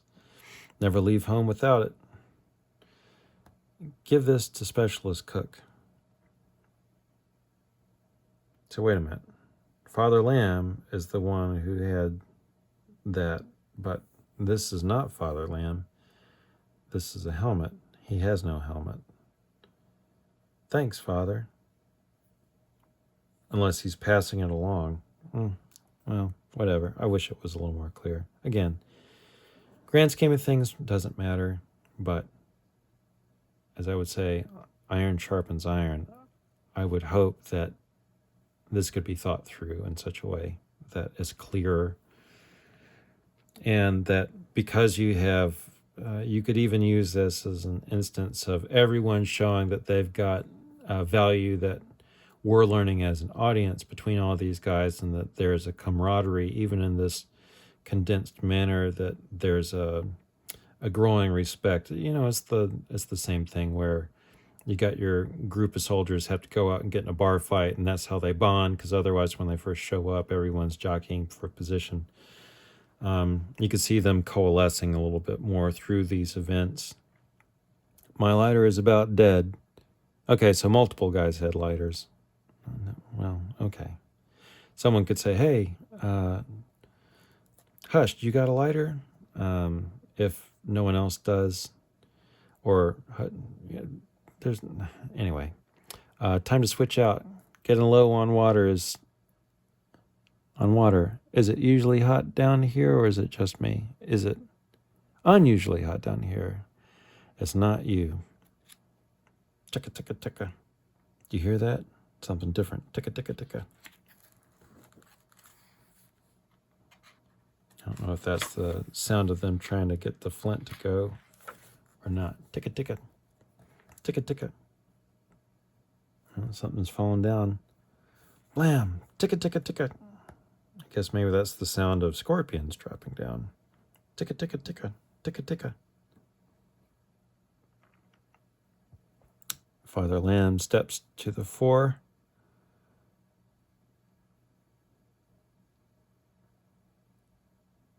I don't know that this is any particular, no blessing I've seen before. Usually, blessing would be like this, where it's the peace sign. Actually, this is kind of interesting. Speaking of Vietnam and the peace sign, all the hippies would do this, but that's taken from what I assume is taken from old signs of blessing, the peace sign, benediction, in paintings. And what's kind of cool is that this symbol is supposed to be these three fingers touching each other as representative of the Holy Trinity, and these two fingers together stand as the duality of Christ, both God and man. So whenever you see a hippie doing a peace sign, it's ultimately a truly Christian symbol, and to do it well, you want the fingers together, duality of Christ. So Father Lamb shows up, but they're getting assaulted, and I guess he got stung in the back of his head, and now he's going to have to fight. Well, we'll see if he's fighting Blackfire specifically, but he's being transported into the ethereal realm, a spiritual fight. All these guys are being overwhelmed, and then the transition. So this is a good transition. The memory stuff that was happening from the village elder, I wish was more like this. I don't think it was nearly as effective, and it wasn't clear. Not nearly clear enough as it needed to be. The Scorpion's Den. Now, I will say, so part of the Soulfinder is they manifest through their spiritual belief spiritual weapons, but because of the limits of the human imagination, it's easier for them to have the focus if it is centered around weapons of war that they understand. So presumably if this were happening, back in the 1300s, maybe one of them has a halberd or a sword, that sort of thing. I wonder if this will be brought up and explained. Again, the Jim Shooter rules, this is someone's first entry into getting to know your book. Lord, let me become a lightning rod for evil and the coming storm. And so you can see this, looks like a snake is about to get him, and this gigantic scorpion, which is, I don't know if this is supposed to be representative of that initial village, but I wish that we would have had something like this so we could sort of see that, if it's supposed to reference that or not. Even if it's not, it's cool to sort of see the scale of things that you have to deal with. Allow me to absorb black fire's vice. Where are we? Stay alive long enough to find out. Blam. I know we have, Matt, this is something that you really like to do with your compositions, and a lot of times it can work, where you focus on mostly verticals or a lot of horizontals. And I know that we have the establishing shot here, and we can see the big stinger or whatever. But I wish that this was paced out a little differently so that we could see more of the tail and have that impact, because I feel like we're getting robbed. We're not seeing nearly enough for the impact of this. And this is going blam, but what's making the blam? So right now we have lamb, crane. I assume that this is Captain Blatty and that this is Hush. That's all the figures I can see. Who's making the blam? Maybe that's Sergeant Reginald. But again, like, when you got this 2-page spread, at some point we haven't explained this stuff, and I know that you're betting on people kind of knowing because they've read all the other books up to this, but from my understanding, that was when you were a Soulfinder, you were entrusted with doing that sort of stuff. I can't remember if Detective Chu, who shows up in all the other ones, different sets of characters, I can't recall if he ever entered this spiritual zone and was instructed on how to construct a spiritual weapon based off of a firearm or whatever he could fight with. But presumably none of these guys have been told, so maybe it's something within them. But why is it that we've never seen Crane with an M16 with the 203 underneath? And why we've got our M60 in this guy's hands? They're tunnel rats. They pretty much all have 45s, maybe a shotgun or something like that, and a flashlight. If we could establish why it is that they chose these weapons, why it came to mind, but why would they, like, if there was some amount of instruction might bridge the gap between explaining these spiritual weapons for these uninitiated people. That again, this might be a missed opportunity, but I'll read along. Blam, blam, blam, blam. And I'll say this too. Why is this an orange explosion if this is... I can't tell if this is something that the scorpion is doing, because we can't see anything about it other than this tail, and maybe that's a portion of it. Is the scorpion creating an explosion because these spiritual weapons only shoot this ethereal blue destruction? Was this a goof by the colorist, or is this something being done by the scorpion and I can't see it? And that's a problem for me. I want to see what's going on in this, because it's exciting and I can't see the exciting part. Blim, blim, blim, man. You'll need more than a bayonet for this fight, Sergeant Crane. But he has no bayonet. And all right, here's the cobra coming up on him. But okay, this is the major threat, but this cobra is also a major threat.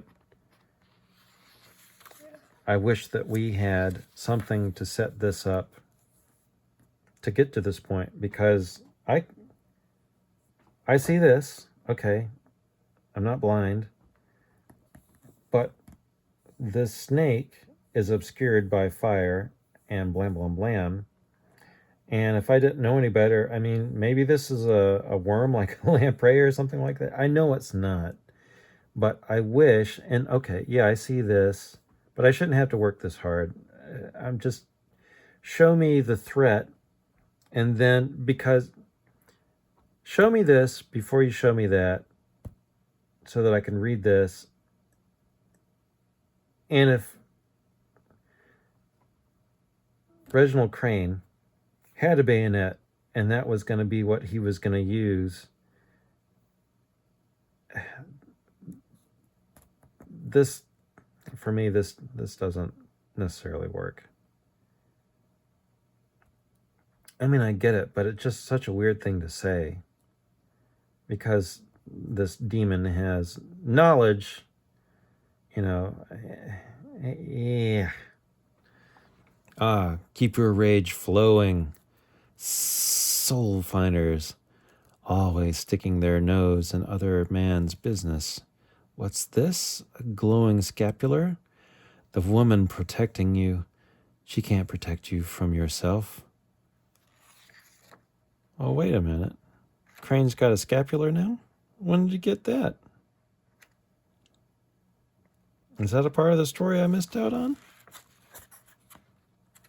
Are Crane's parents Catholic? Was Crane raised Catholic? I mean, he gets the car keys, so it's not from the parents. So this is magically. Well, it's not about magic. We'll see if this is a supernatural gift that has appeared without Crane really knowing it and understanding it. Or what's the deal with this? So, a manifestation of his father has been created and is coming after him. This is the snake and the transformation. I would say, here, all right, here's another good place. I mean, I'm not saying that a 2-page spread has been wasted. I'm not saying that at all. But if you're trying to keep your page counts roughly in the same ballpark, okay, I can understand why you edited some things the way that they were edited. But we've basically said very little about this. I guess this is Blackfire, and this is the first time that he's meeting. If this is Blackfire, I would have spent a little more time setting him up and also being able to show what he can do. This is a cool image. I wish that, I hate that this is so distant, you know? And presumably this is the head of him. Like, our camera closeness to these things. And this is really difficult. Like, this is, so he's being in a lightning storm.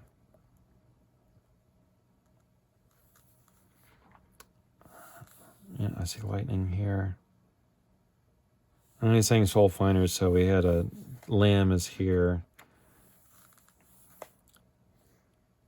I just, the setup for being fought by his dad, I wish there was more time to, like, get it to happen. You said you come home and at first opportunity you lied. You re-enlisted for a nation that squanders sacrifice. What are you? I mean, this is good stuff. I'm just saying, like, the setup. It's the setup. You can get here, but I just feel like there needs to be better setup. I'm the reflection of your lies that will torment your team within the abyss for eternity. You, the priest, the officer, and the young soldier. No, just ping. So he's got his grenade. He's pulling his grenade. And then, I don't know who this is.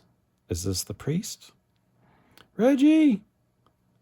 Help me, sir. They're in my head. They know everything. I can't get them out. It's too much. Glop, glop. I suppose maybe something's growing up around him. And then again, I wish we knew who was who in this. And then, is this Lamb? I mean, I guess he's the electrical storm. You've already lost, priest. The raised village we engineered will become a huge scandal. Okay, so I presume that this is that same. So they're trying to make like a My Lai massacre or whatever, My Lai. Again, like I wish it was more apparent. Maybe there's a better way to have done that. But okay, I follow along. It will be blamed on the officer, the sergeant, and their chain of command. Their careers are over.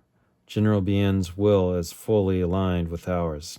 His retaliation, his slaughter of the American troops, will mar the legacy of the tunnel Hounds. Their military history will be one of infamy. Your faith will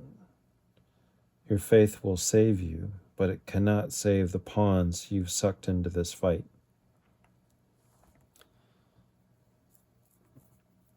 So, if Blackfire is the snake, is the character of the giant scorpion a different demon? Or is this both Blackfire and one was a distraction? Is he two entities at the same time or something like that?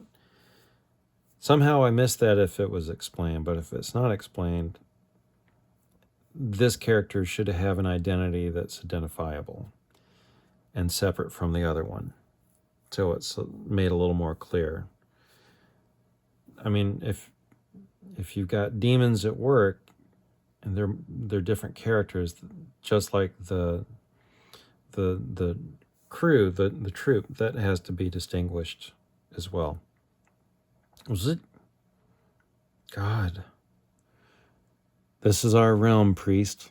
Look at them, shell-shocked by the weight of their sins, helpless, frozen before our power. Seeds of faith were planted today. I intend to water them.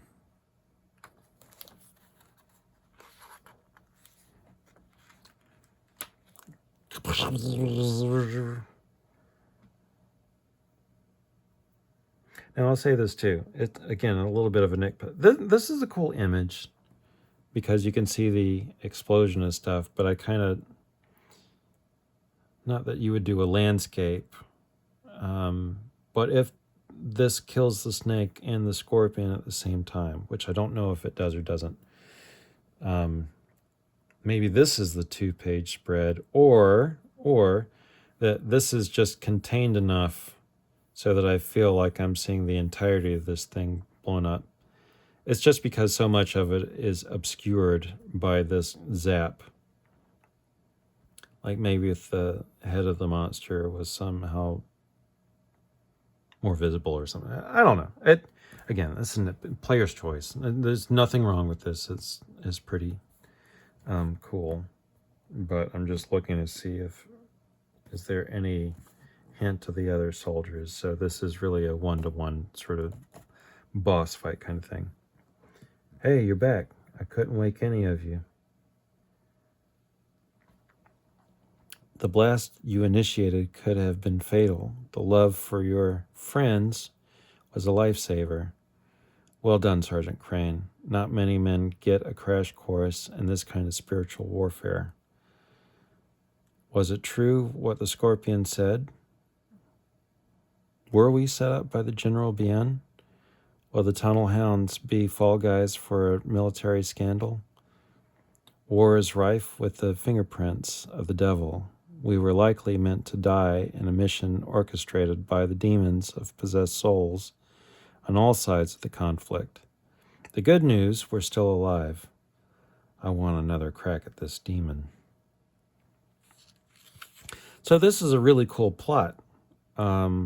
I like the fact that, war being the domain of the demons, fighting, pitting the two sides against each other and coordinating them to get the worst of all outcomes for all parties. I just wish that there was a little more clarity in those pawns being maneuvered on the board in the telling of the story. And now I'm starting to wonder, did I miss something? Is General Bien, I thought he was a bad guy for us. That was, as opposed to the Americans. So I'm not 100% sure now that I think about it, if that was supposed to be Viet Cong, or maybe the South Vietnamese. I forgot what the Allied Vietnamese were called, if he was supposed to be one of them or not. I don't recall if he was supposed to be sort of on that side or not, or how this is working out. Again, I wish that could have been a little more clearly stated. 600 hours. They're clearly getting further down the tunnel, and I presume this is Hush, since he's acting like this. Let the Father take point on this one. Are you serious?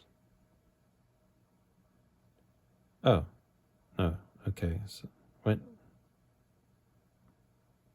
Whose hand is this? So this is Crane and point.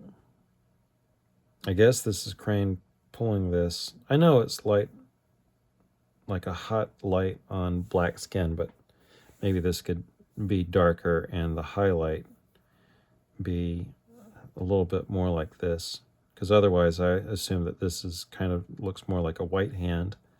And I was trying to figure out if it was in his hand and then Crane grabbed it from him. And that's something a little color alteration might make this clear, if that's indeed what's supposed to happen. And again, I don't know the ranks because these aren't defined well enough. If he's saying let Father take the point on this one, I assume that that's Blatty.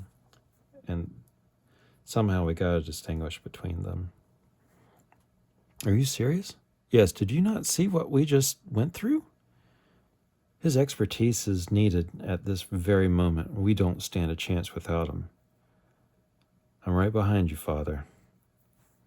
So that's a good play between those characters. I just wish I could tell by looking at him who was who, especially with the extreme lighting, stuff like that.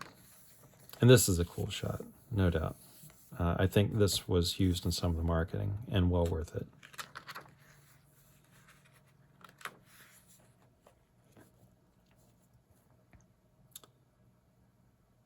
And then this is interesting. I don't know if they're in this hybrid spiritual, semi-real kind of thing.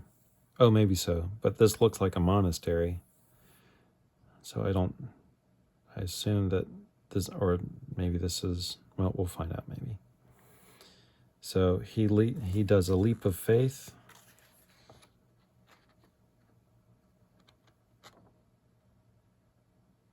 To get to this ladder over a great chasm.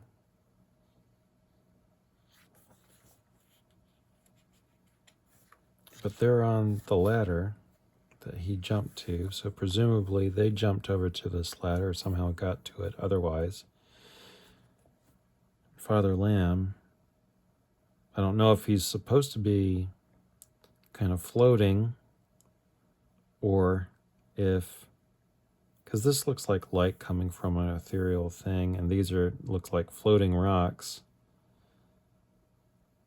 And, or maybe this is just embedded rocks in an open tunnel. Like this is some grotto that they've unlocked, but we'll just call this more of a supernatural space. That makes more sense. Although we don't have blue weapons, so they're in some sort of reality. So they're going to walk down here, and he's leading them. Relax, Americans. There are no more booby traps. You're already dead. Vietnam's secret history is safe. I know all about you, Reginald. You were a fool to bring the priest. His prayers only work when wills are weak. Blackfire's will and that of his minions is my will for eternity, and my body to the heap, tunnel hound. Is that to the heap? Yes. Oh, add my body to the heap, tunnel hound. You could be a star pupil. You're so close to getting it, the pointlessness of it all. And this, I guess, is some other sign. I wonder if that is a capuchin mark or whatever. And this does look like maybe it's a Viet Cong General Bien. So maybe that's what it was all along. Crick, crick. Blam, blam, blam. Ping, ping, ping. That's not me being funny. Why does the death toll teeter-totter, Sergeant? Answer, generation after generation of young men are ground up for the lies of fork-tongued elites. Scroosh, scroosh, scroosh. He's transforming.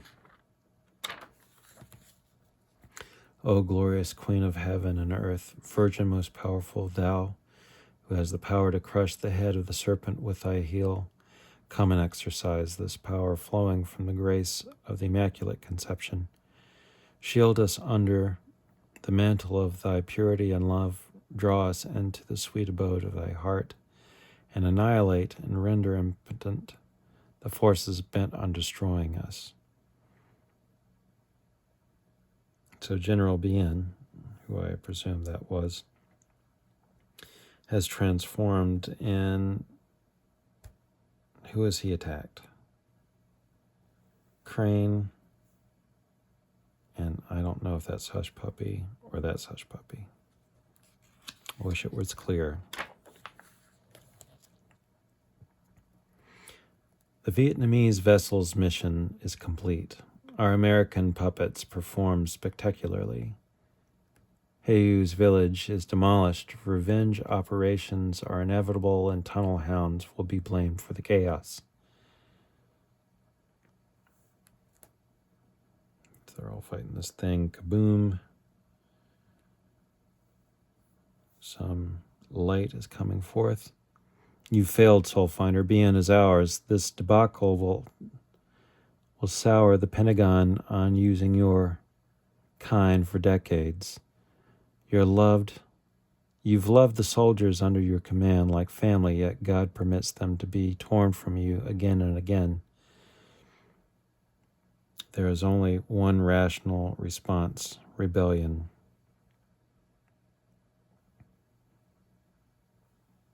So he's tracking down.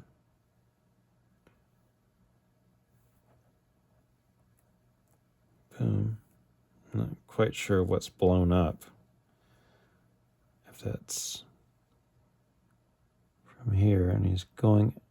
So he's.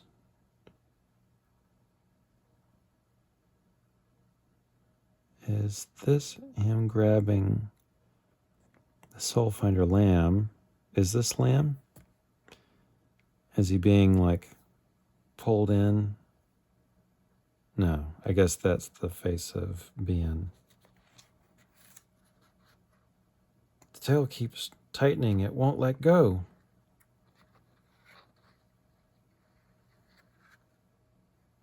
The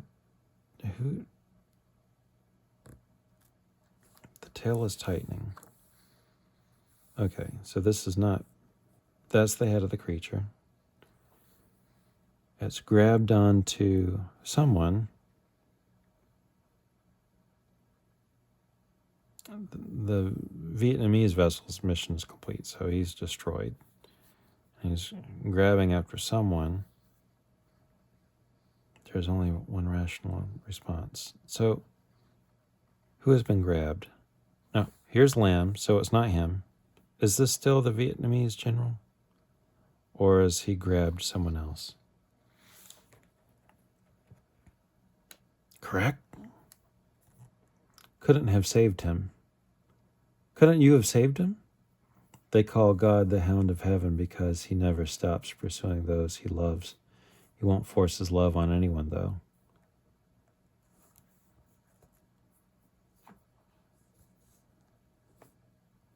Who got killed? Pick. Men have free will. He respects it. The black scapular of servitude to the fallen angels of the abyss. There has to be a treasure trove of intelligence around here somewhere. Exit tunnels as well. The fun is just getting started. You're a great soldier, Reginald, but I believe we've been fighting the wrong war. The way Bien reacted to that holy light, it shined on all of us equally, yet his reaction was unique. Maybe it was a manifestation of his spirit, not his body.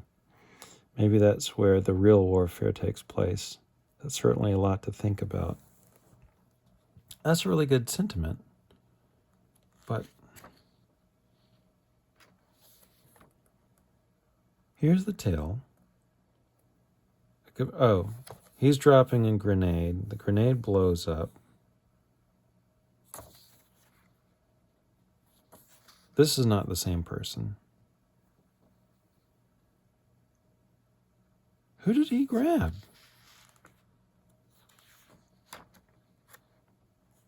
Oh, he must have grabbed the guy on the ground. Who's on the ground?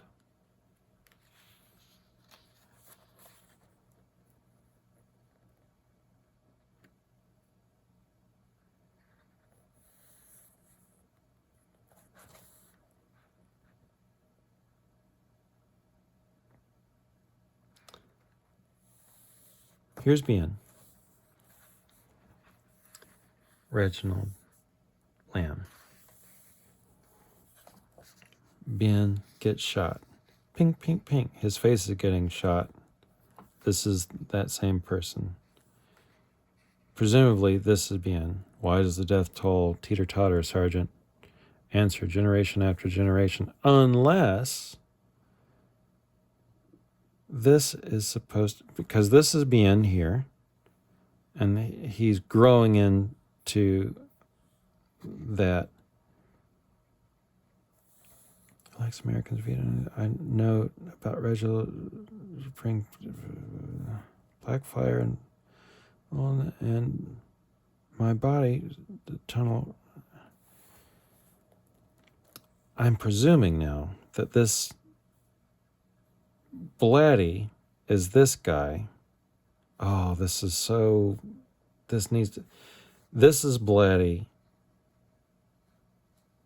I presume, and he's shooting him, and then this is Blatty. Why does the death toll teeter-totter, Sergeant? Answer, generation after generation of young men are ground up for the lives of fork-tongued elites. I mean, it makes more sense that this is Bien and that he's transforming. Oh, maybe that's all it is. But that this, who can tell? I mean, his face is obscured. So even if you did have a specific face for him, you couldn't tell who it is. I don't know who this is. And presumably this is the guy who gets his knocked out. Okay. Knocked out. And he's on the ground.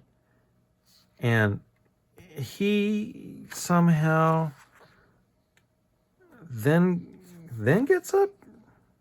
Because it's not, or is it? Oh, lordy, lordy, lordy, lordy. Okay, so this is the other guy. He gets knocked out. He's running. He drops the grenade. And maybe this is another helmet. Or grenade. Kaboom.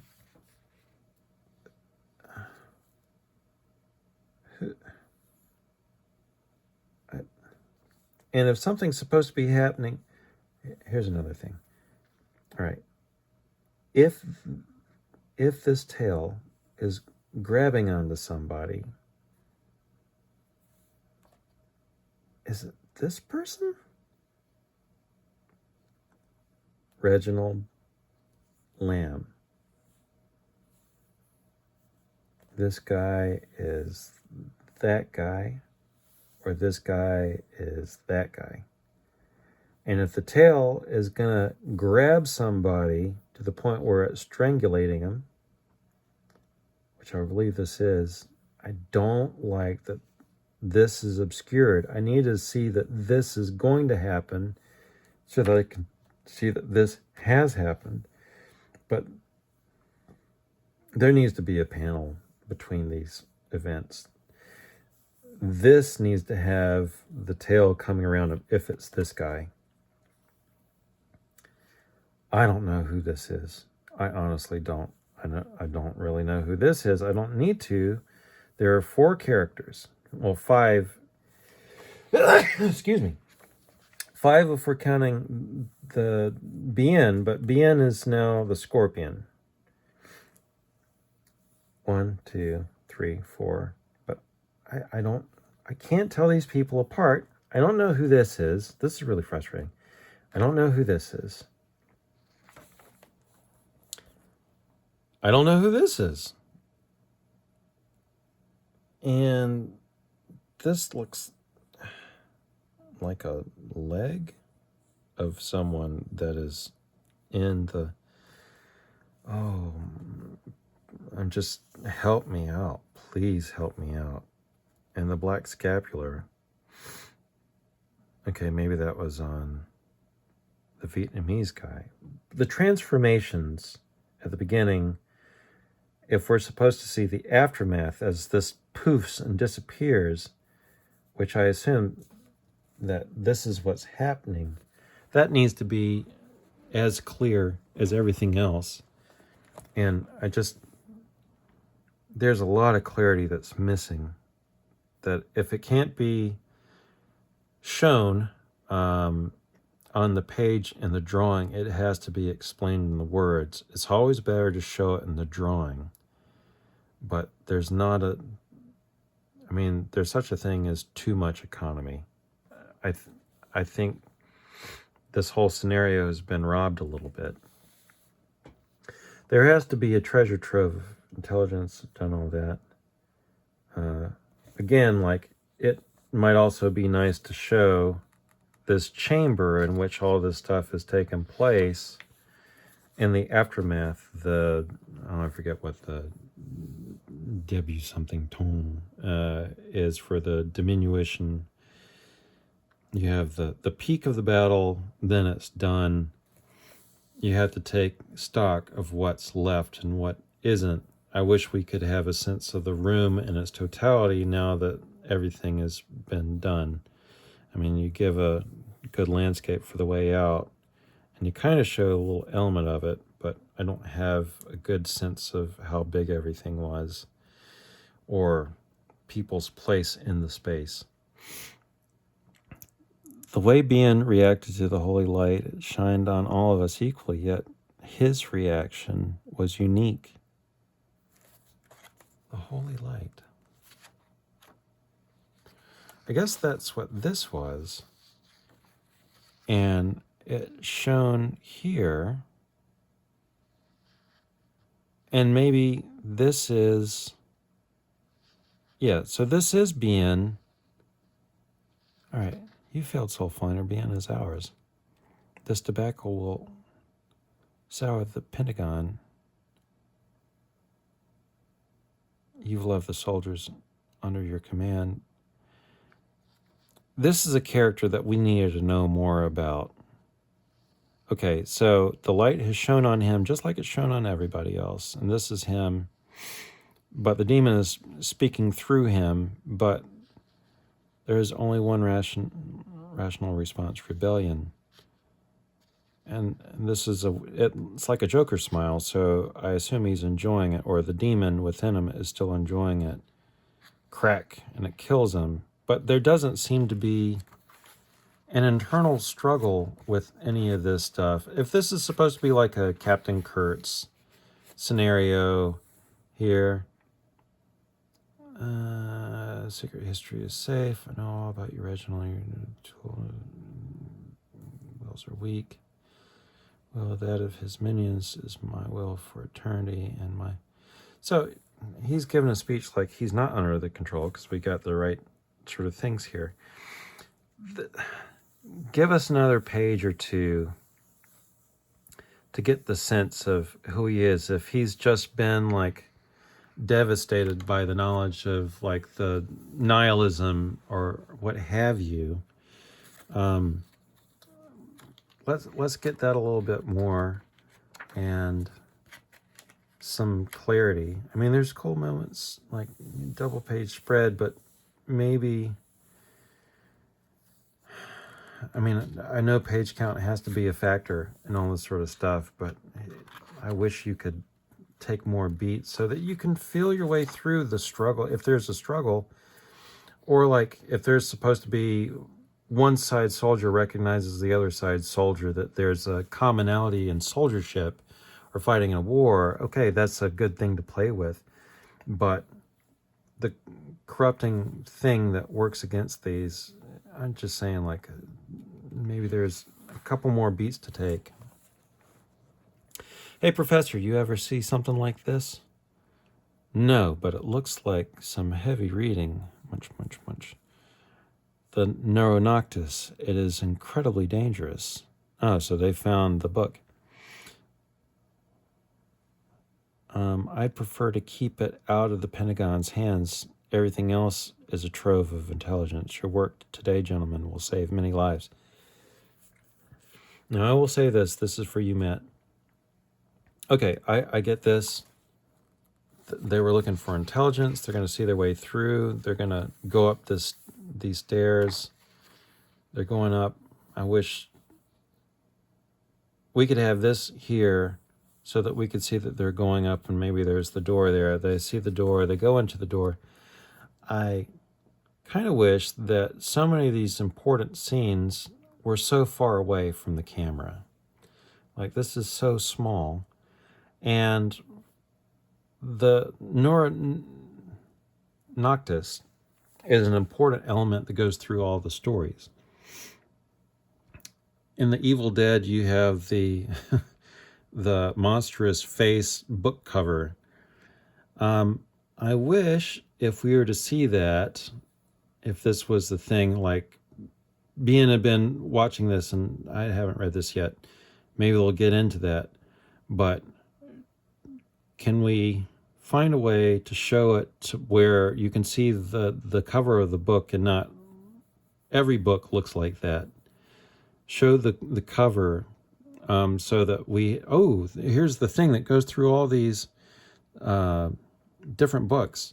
Can we see that, so that we have that touchstone that can show up in all versions of this? I wish that was the case, and I wish that we could get the camera to where they're looking on the desk or something like that to show this. If that's okay, here's a long medium shot. Then we show, hands going through the stuff. This is what I would do, possibly. Or just make this whole thing bigger and then make a show of this thing being discovered. Because this is an important artifact, and it's so minuscule on the page, and we don't get to really properly see it. It's incredibly dangerous. Your work today saves many lives. Frank Frol promoted? Oh, Frank Frol free promoted? We won't know about promotions until we find a way out of here. We should expect the worst. What do you think, Blattman? Yeah, it's going to be a circus. Munch, munch, munch, munch. It's been an honor to serve with all you. I hope our paths cross again. So this is Lamb grabbing this, which makes sense. That's Reggie, stuff like that. I can't tell who's who between these guys. I guess that's, well, no. His hair is like Lancaster's. This could be better. To serve with you, cross paths again. The strong and silent one has a sentimental side. I can't believe it. We're all children of God at heart, Lancaster. So Lancaster is here too. So maybe that's Lancaster. Man, I've lost track. It's a problem that has to be solved. I know it's difficult when you have uniforms, but there's got to be a way to do it, to tell between the two. Or all the party. Or is Lancaster a hush puppy?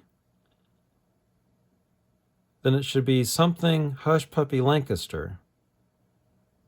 I've been thinking that Hush Puppy is someone different from Lancaster this entire time. If that's the case, that's a problem too.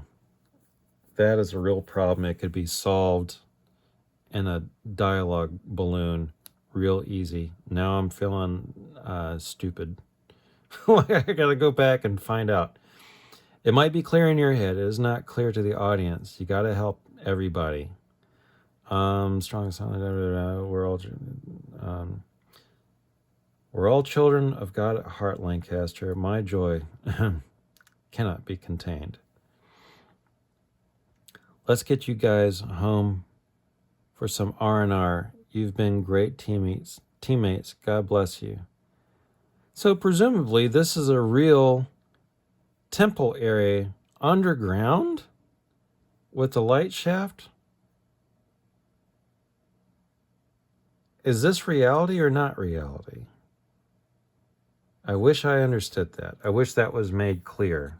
And maybe it was implied. Okay, maybe it's implied. But is this somewhere in between reality and the spiritual realm? Is this some amalgamation of the two? Or not?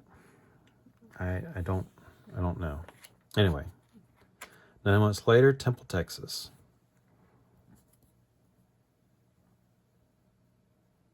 He got his car keys and he's got a cross. Mama sees him. They said you were dead. They said my boy was gone. They said you were likely KIA. Your father refused to listen. He hasn't been the same since. Sold the shop. Eats like a bird. He sits in his car and stares off into space, sometimes for hours. We received official letters accusing you of terrible things. They were like salt in the wound. We thought of you every day, prayed constantly.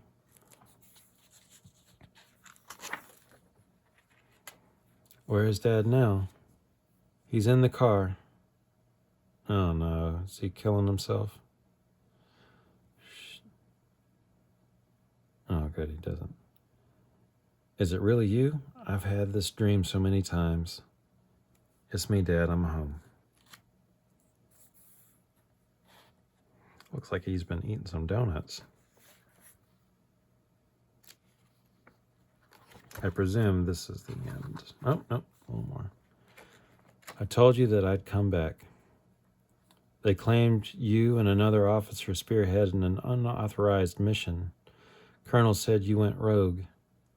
Tunnel Hounds Operational Detachment Alpha allegedly committed war crimes. I knew it was all a lie. They weren't describing my son. And now that you're back, I can give you what is rightfully yours. What? Are you serious? I always wanted you to have it. You'll look great on campus driving around in this beauty. I'm not out of the woods yet, Dad. There's some fights over my record that aren't resolved. It may take a long time. I'm relying on a friend to do the heavy lifting to clear my name and the rest of the team. I can tell. He saved my life. He saved all of our lives. Tell us all about it when you're ready. deal? Get in the car, Mom. What? Taking Dad for a drive. I've always wanted to treat you two to dinner. This is the first of many. Want something to eat, Dad? For the first time in a long time, yes. Great. I presume there's another page.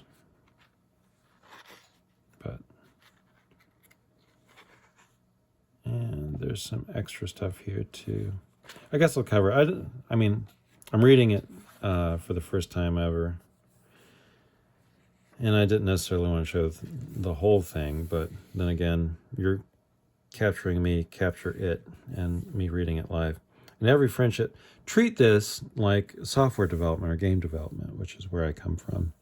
And you've put the hands of your game into a user who doesn't know anything else. So they're experiencing this, and you get to see how someone reads your work, and it's very instructive, and that's what this is intended to be. In every friendship, hearts grow and entwine themselves together, so that the two hearts seem to make only one heart with only a common thought. This is why separation is so painful. It is not so much two hearts separating, but one being torn asunder. From Archbishop Fulton Sheen. A good man, you should look him up if you haven't. And I guess just to put things in perspective.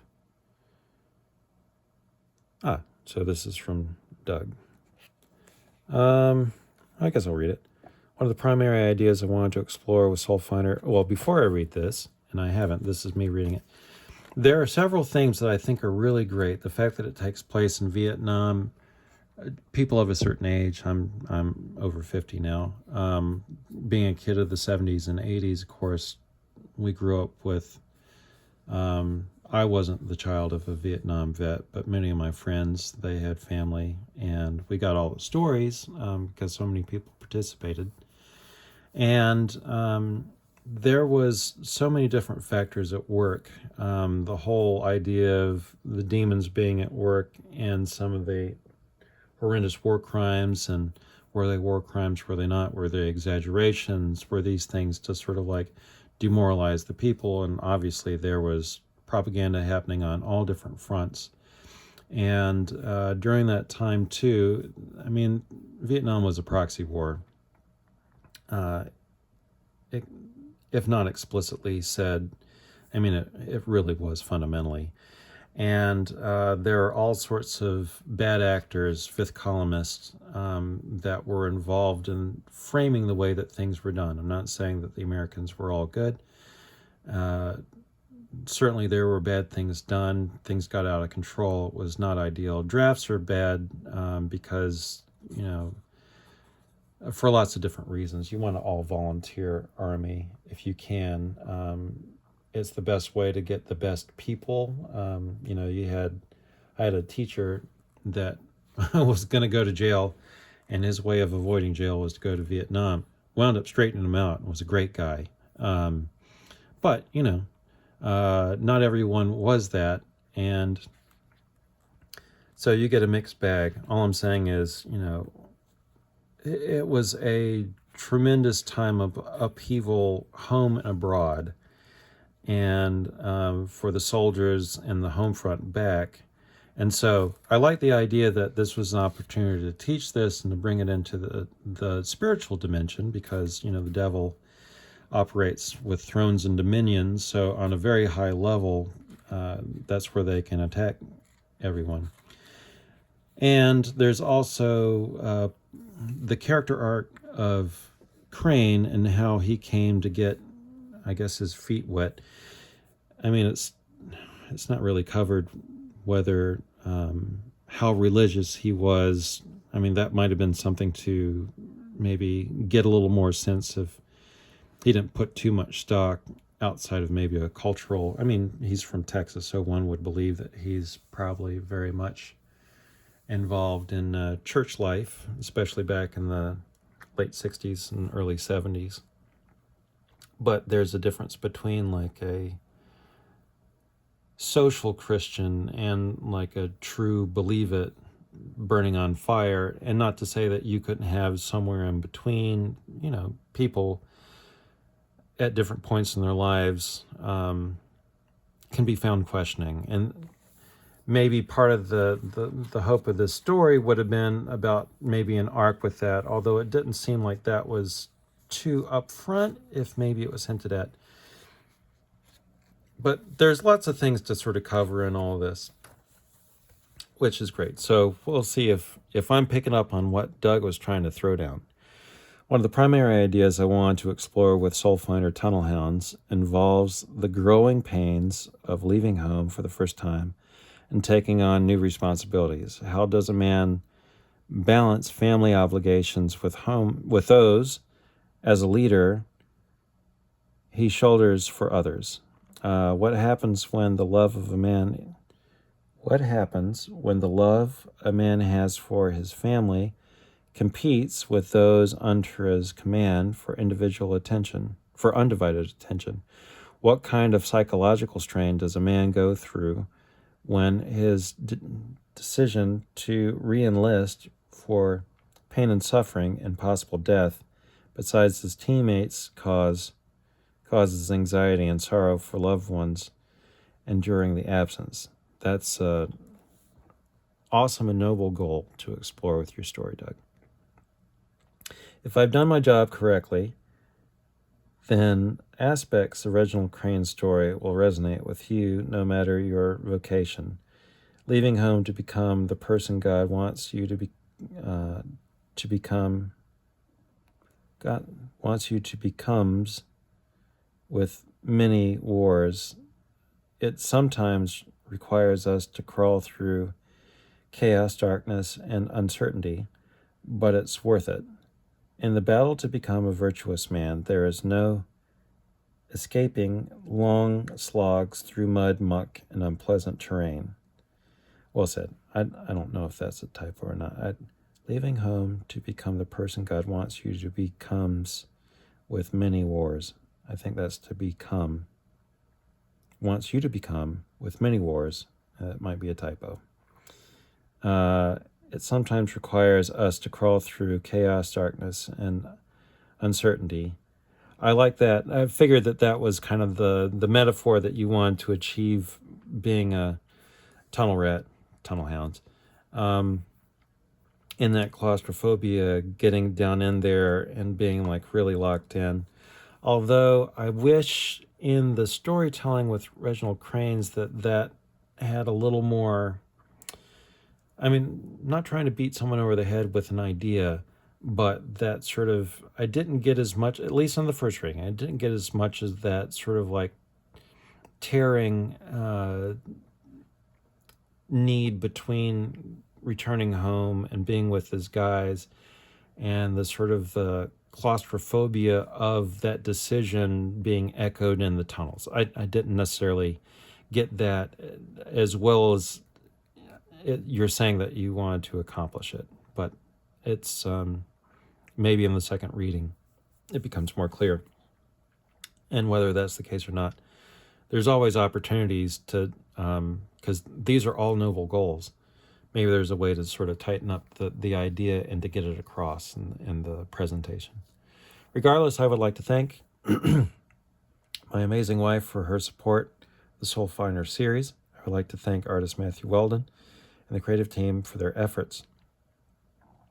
Everyone at Iconic Comics, and especially Timothy Lim and Mark Pellegrini. I am incredibly thankful that Tim and Mark allowed me to borrow their character.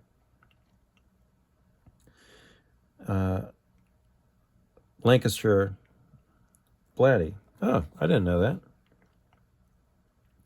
And Tunnel Hounds. They have always given me great advice since the creation of the series.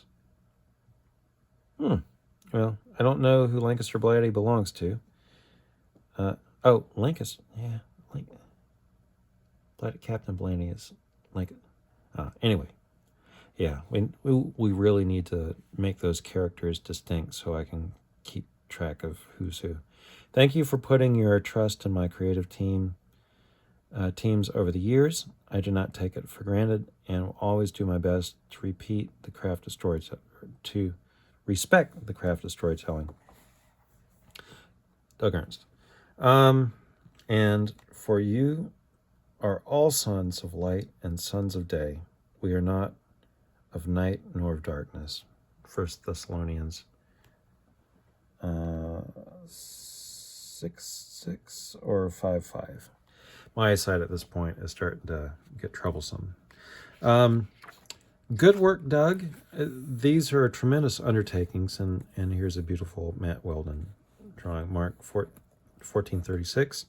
And he said, Abba, Father, all things are possible unto thee. Take away this cup from me. Nevertheless, not what I will, but what thou wilt. The agony in the gardening. Oh, here's a perfect example, and you can see it here too. I'm of mixed minds. I still think that this vein pattern is also supposed to reference, in a way, I'll use quotation marks for reference, the eventual wounds, this is Christ, and the agony in the garden, that prefigure his stigmata, or his nailing to the cross. And the same pattern happens in these hands, if maybe that's like an artist connection, or if that's just the way, because there it is too, or if that's, I mean, it's so purposeful. I have to believe that, see what I'm talking about? That's just not, that doesn't happen like that in nature. And I've seen it drawn several times over. So I just wonder if that's supposed to be a way of subtly hinting at the connection to God. And by the way, I love the fact that you incorporate the black and white art, which I think is really interesting.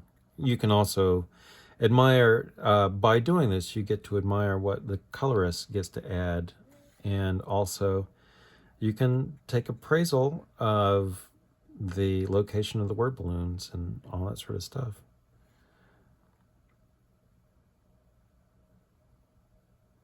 I will say that I didn't mention it here, but now that I'm looking at the black and whites, the shadowing seems inconsistent on this page. And it was also brought, the way it was colored in the chiaroscuro that was done in the coloring just enforced the fact that the light source didn't quite seem like, this is almost like a photo bulb kind of thing, except it's coming down here and it's coming down here, but it's so heavily, there's something, just the lighting of these things. I know you're trying to make a graphic image. Ultimately, it's not so much about the light, it's about, can you make something compelling on the page? But I think you could accomplish both things. I know you're trying to like cut out all these figures to make them stand in the foreground, but this doesn't quite feel right. And something about the helmet and the helmet cover just does not look Vietnam era. But I could be wrong. It's all opinion. But I just, think it could be better.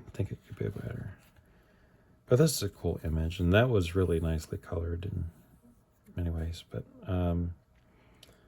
yeah, anyway, so the overall of Soulfinder, this is my first read through. Normally I read through them first and then kind of go through in that respect. So this was a video of discovery, and a lot of the comments that, well, leave it here. A lot of the comments that I wind up making about these stories and storytellings, again, I will emphasize the fact that this is, when I was in art school, this is how we would do critiques. We try and figure out what you're trying to accomplish, and then how our comments are always geared towards, how can we get you to what you really wanted to do to the best of your ability, not my ability.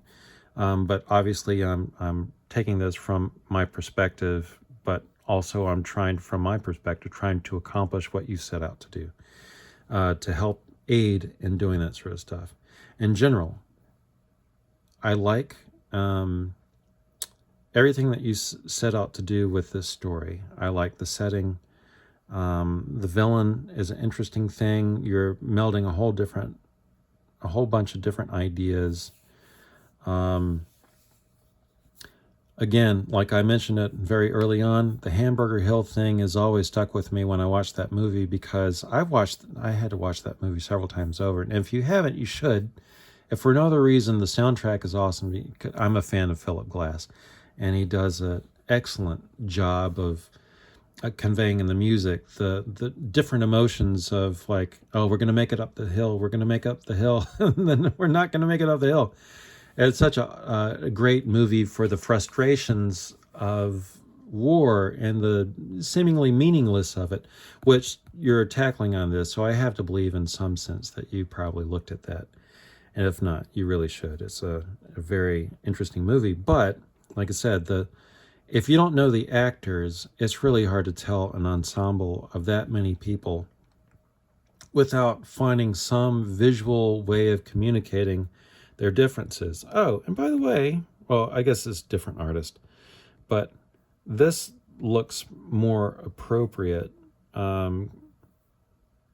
as far as the field blouse, and it looks more like, I'm pretty sure it's an M1 helmet.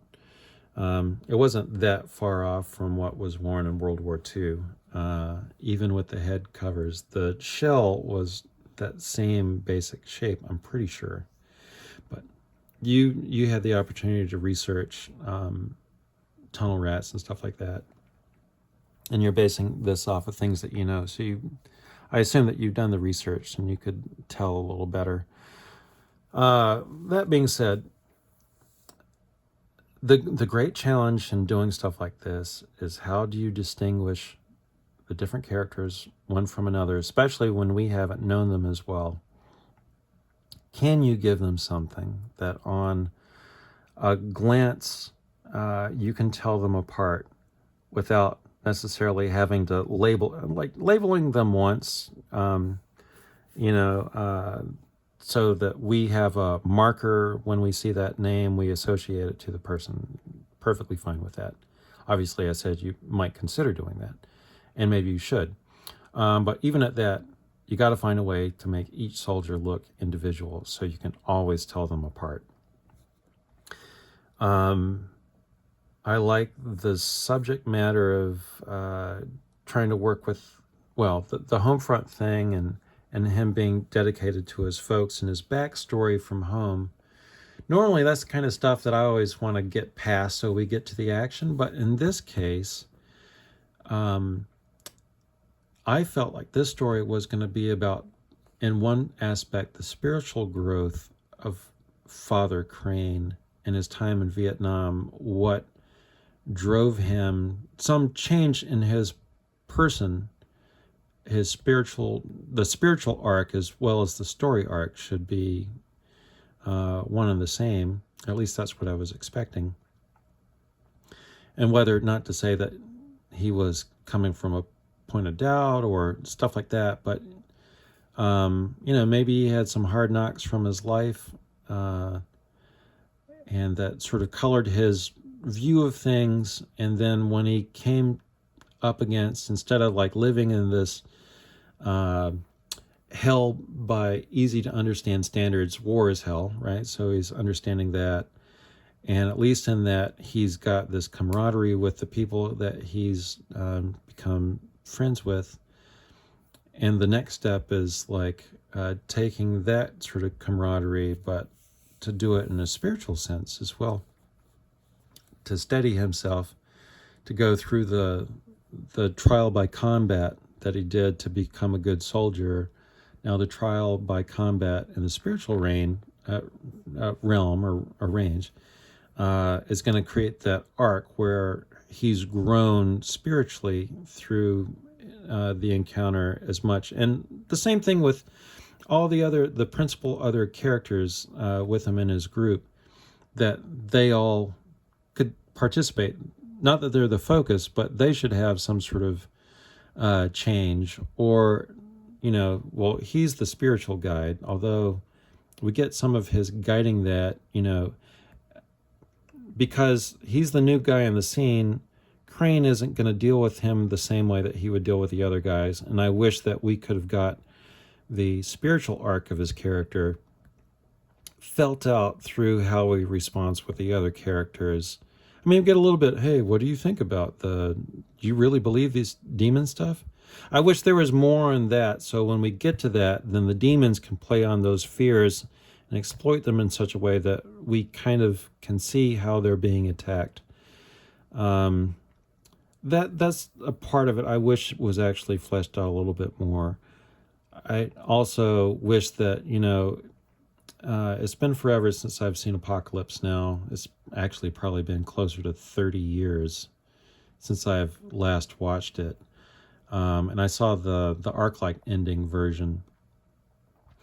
But obviously, when they first start going up to go deal with Kurtz, they had an idea of what they were going to accomplish. And as they go through the journey, things aren't quite what they seem. And that, So I wish that there was that higher level thing, the story that they were being sold about what's about to happen was more understandable at the beginning. So as we go through that part of the story, like when they go to the village, they're going to meet up with this elder.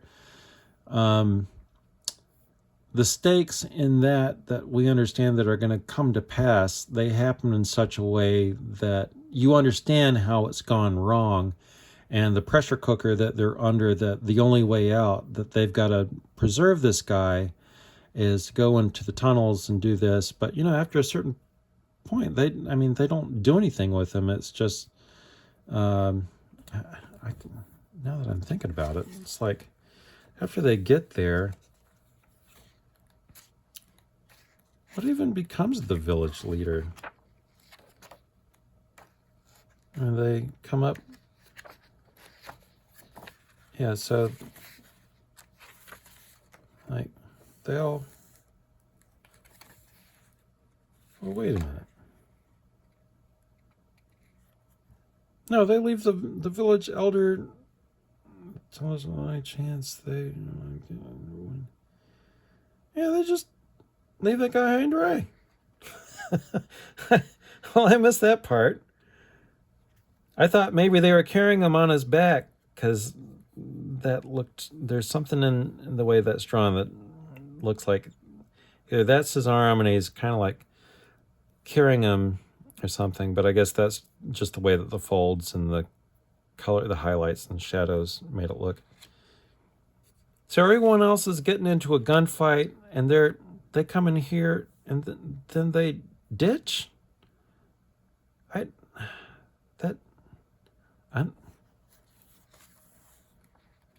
I think that needs to be thought through some more. Because if that's the way out, why didn't this guy join up with them? They're all this place is gonna get, are they all, what happened with them?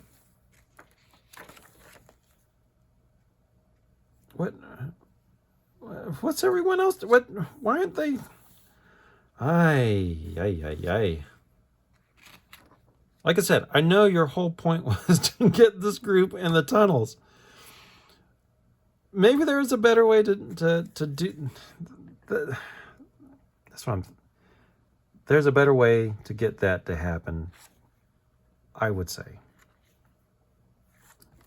There's a couple of different ways for that to happen, for sure. Anyway. That being said, yeah, we can all poke holes and stuff. And like I said, the purpose was not to poke holes in it. Overall, I got the gist of what was trying to be accomplished. And I've bought every one of your books. I got a chance to, Doug, if you're watching this and you watched this far, I got a chance to meet you. It was a pleasure to meet you at Comic-Con, or Heroes, rather, not Comic-Con, Heroes Con down in Charlotte. And you were a gent and very kind to talk to me as long as you did. And I like what you're doing with these things.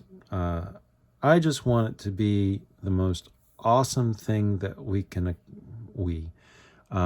that you can accomplish. And if by listening to this feedback in any way can help you or Matt or anyone, that's why I do this. It's really just because I believe in what you do and I want it to be the best it can possibly be. And this is my 2 cents. If I was your editor, these are all the notes that you would get. So take it for what it's worth. I love it. I would encourage anyone who stumbles across this, get them. These are good books. They cover stuff that most other people don't do. I think it's very bold to go out and trying to tell stories like these. It is by no means easy to tell these kinds of stories in this format, and that's why I will keep supporting you as long as you make them. I enjoyed doing this. I know I can get a little exasperated, and probably I've missed things. Like I said, I'm much more awake now than I was when I started so many hours ago. But I do this from a place of love. Obviously, I wouldn't have spent nearly this much time if I didn't care. Me not editing this is not because I don't care. It's because I stand by not doing editing. I'd spent a couple years as a video editor, so I'm all aware of all the things to do, but I think it's more fun to do it this way. And it is actually important to go through and read it as someone who doesn't know the work. The artwork in general was executed really well. Like everything that I say, I think there are opportunities for greater clarity and to help get the ultimate points across with everything that you're trying to do. And I really do admire the way that you guys construct these. I had not seen this, but this is nicely done too. Anything that you can, this is made incredibly well. The price on this is actually very reasonable, and I didn't do a page count. I assume it's in the 60s to more than that, and I don't see a page number on it. The information is no doubt out there somewhere.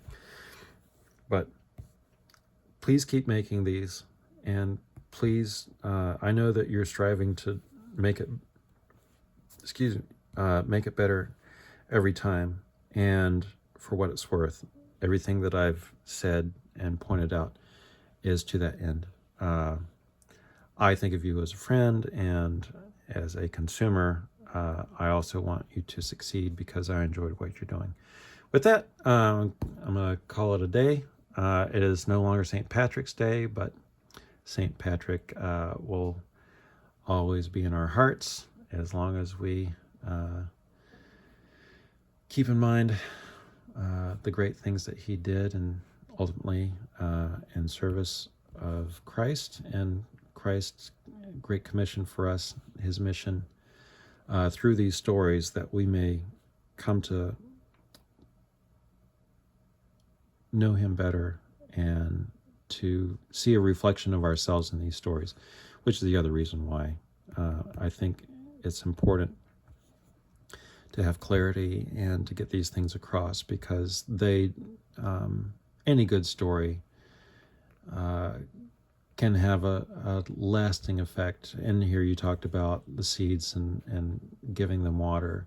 That's what good stories are. They are here to edify and entertain, and I was entertained and to a degree edified. I would say just keep up the hard work, and I look forward to your next offering next year. And we'll see what my memory, how it holds up, and what circumstances we find ourselves in the upcoming year. Anyway, good work, everybody. For Doug and Matt and Rodrigo and Bill, thank you all for your hard work. I'm glad I have this. I've enjoyed it. And I just look forward to you guys improving and improving. Cheers.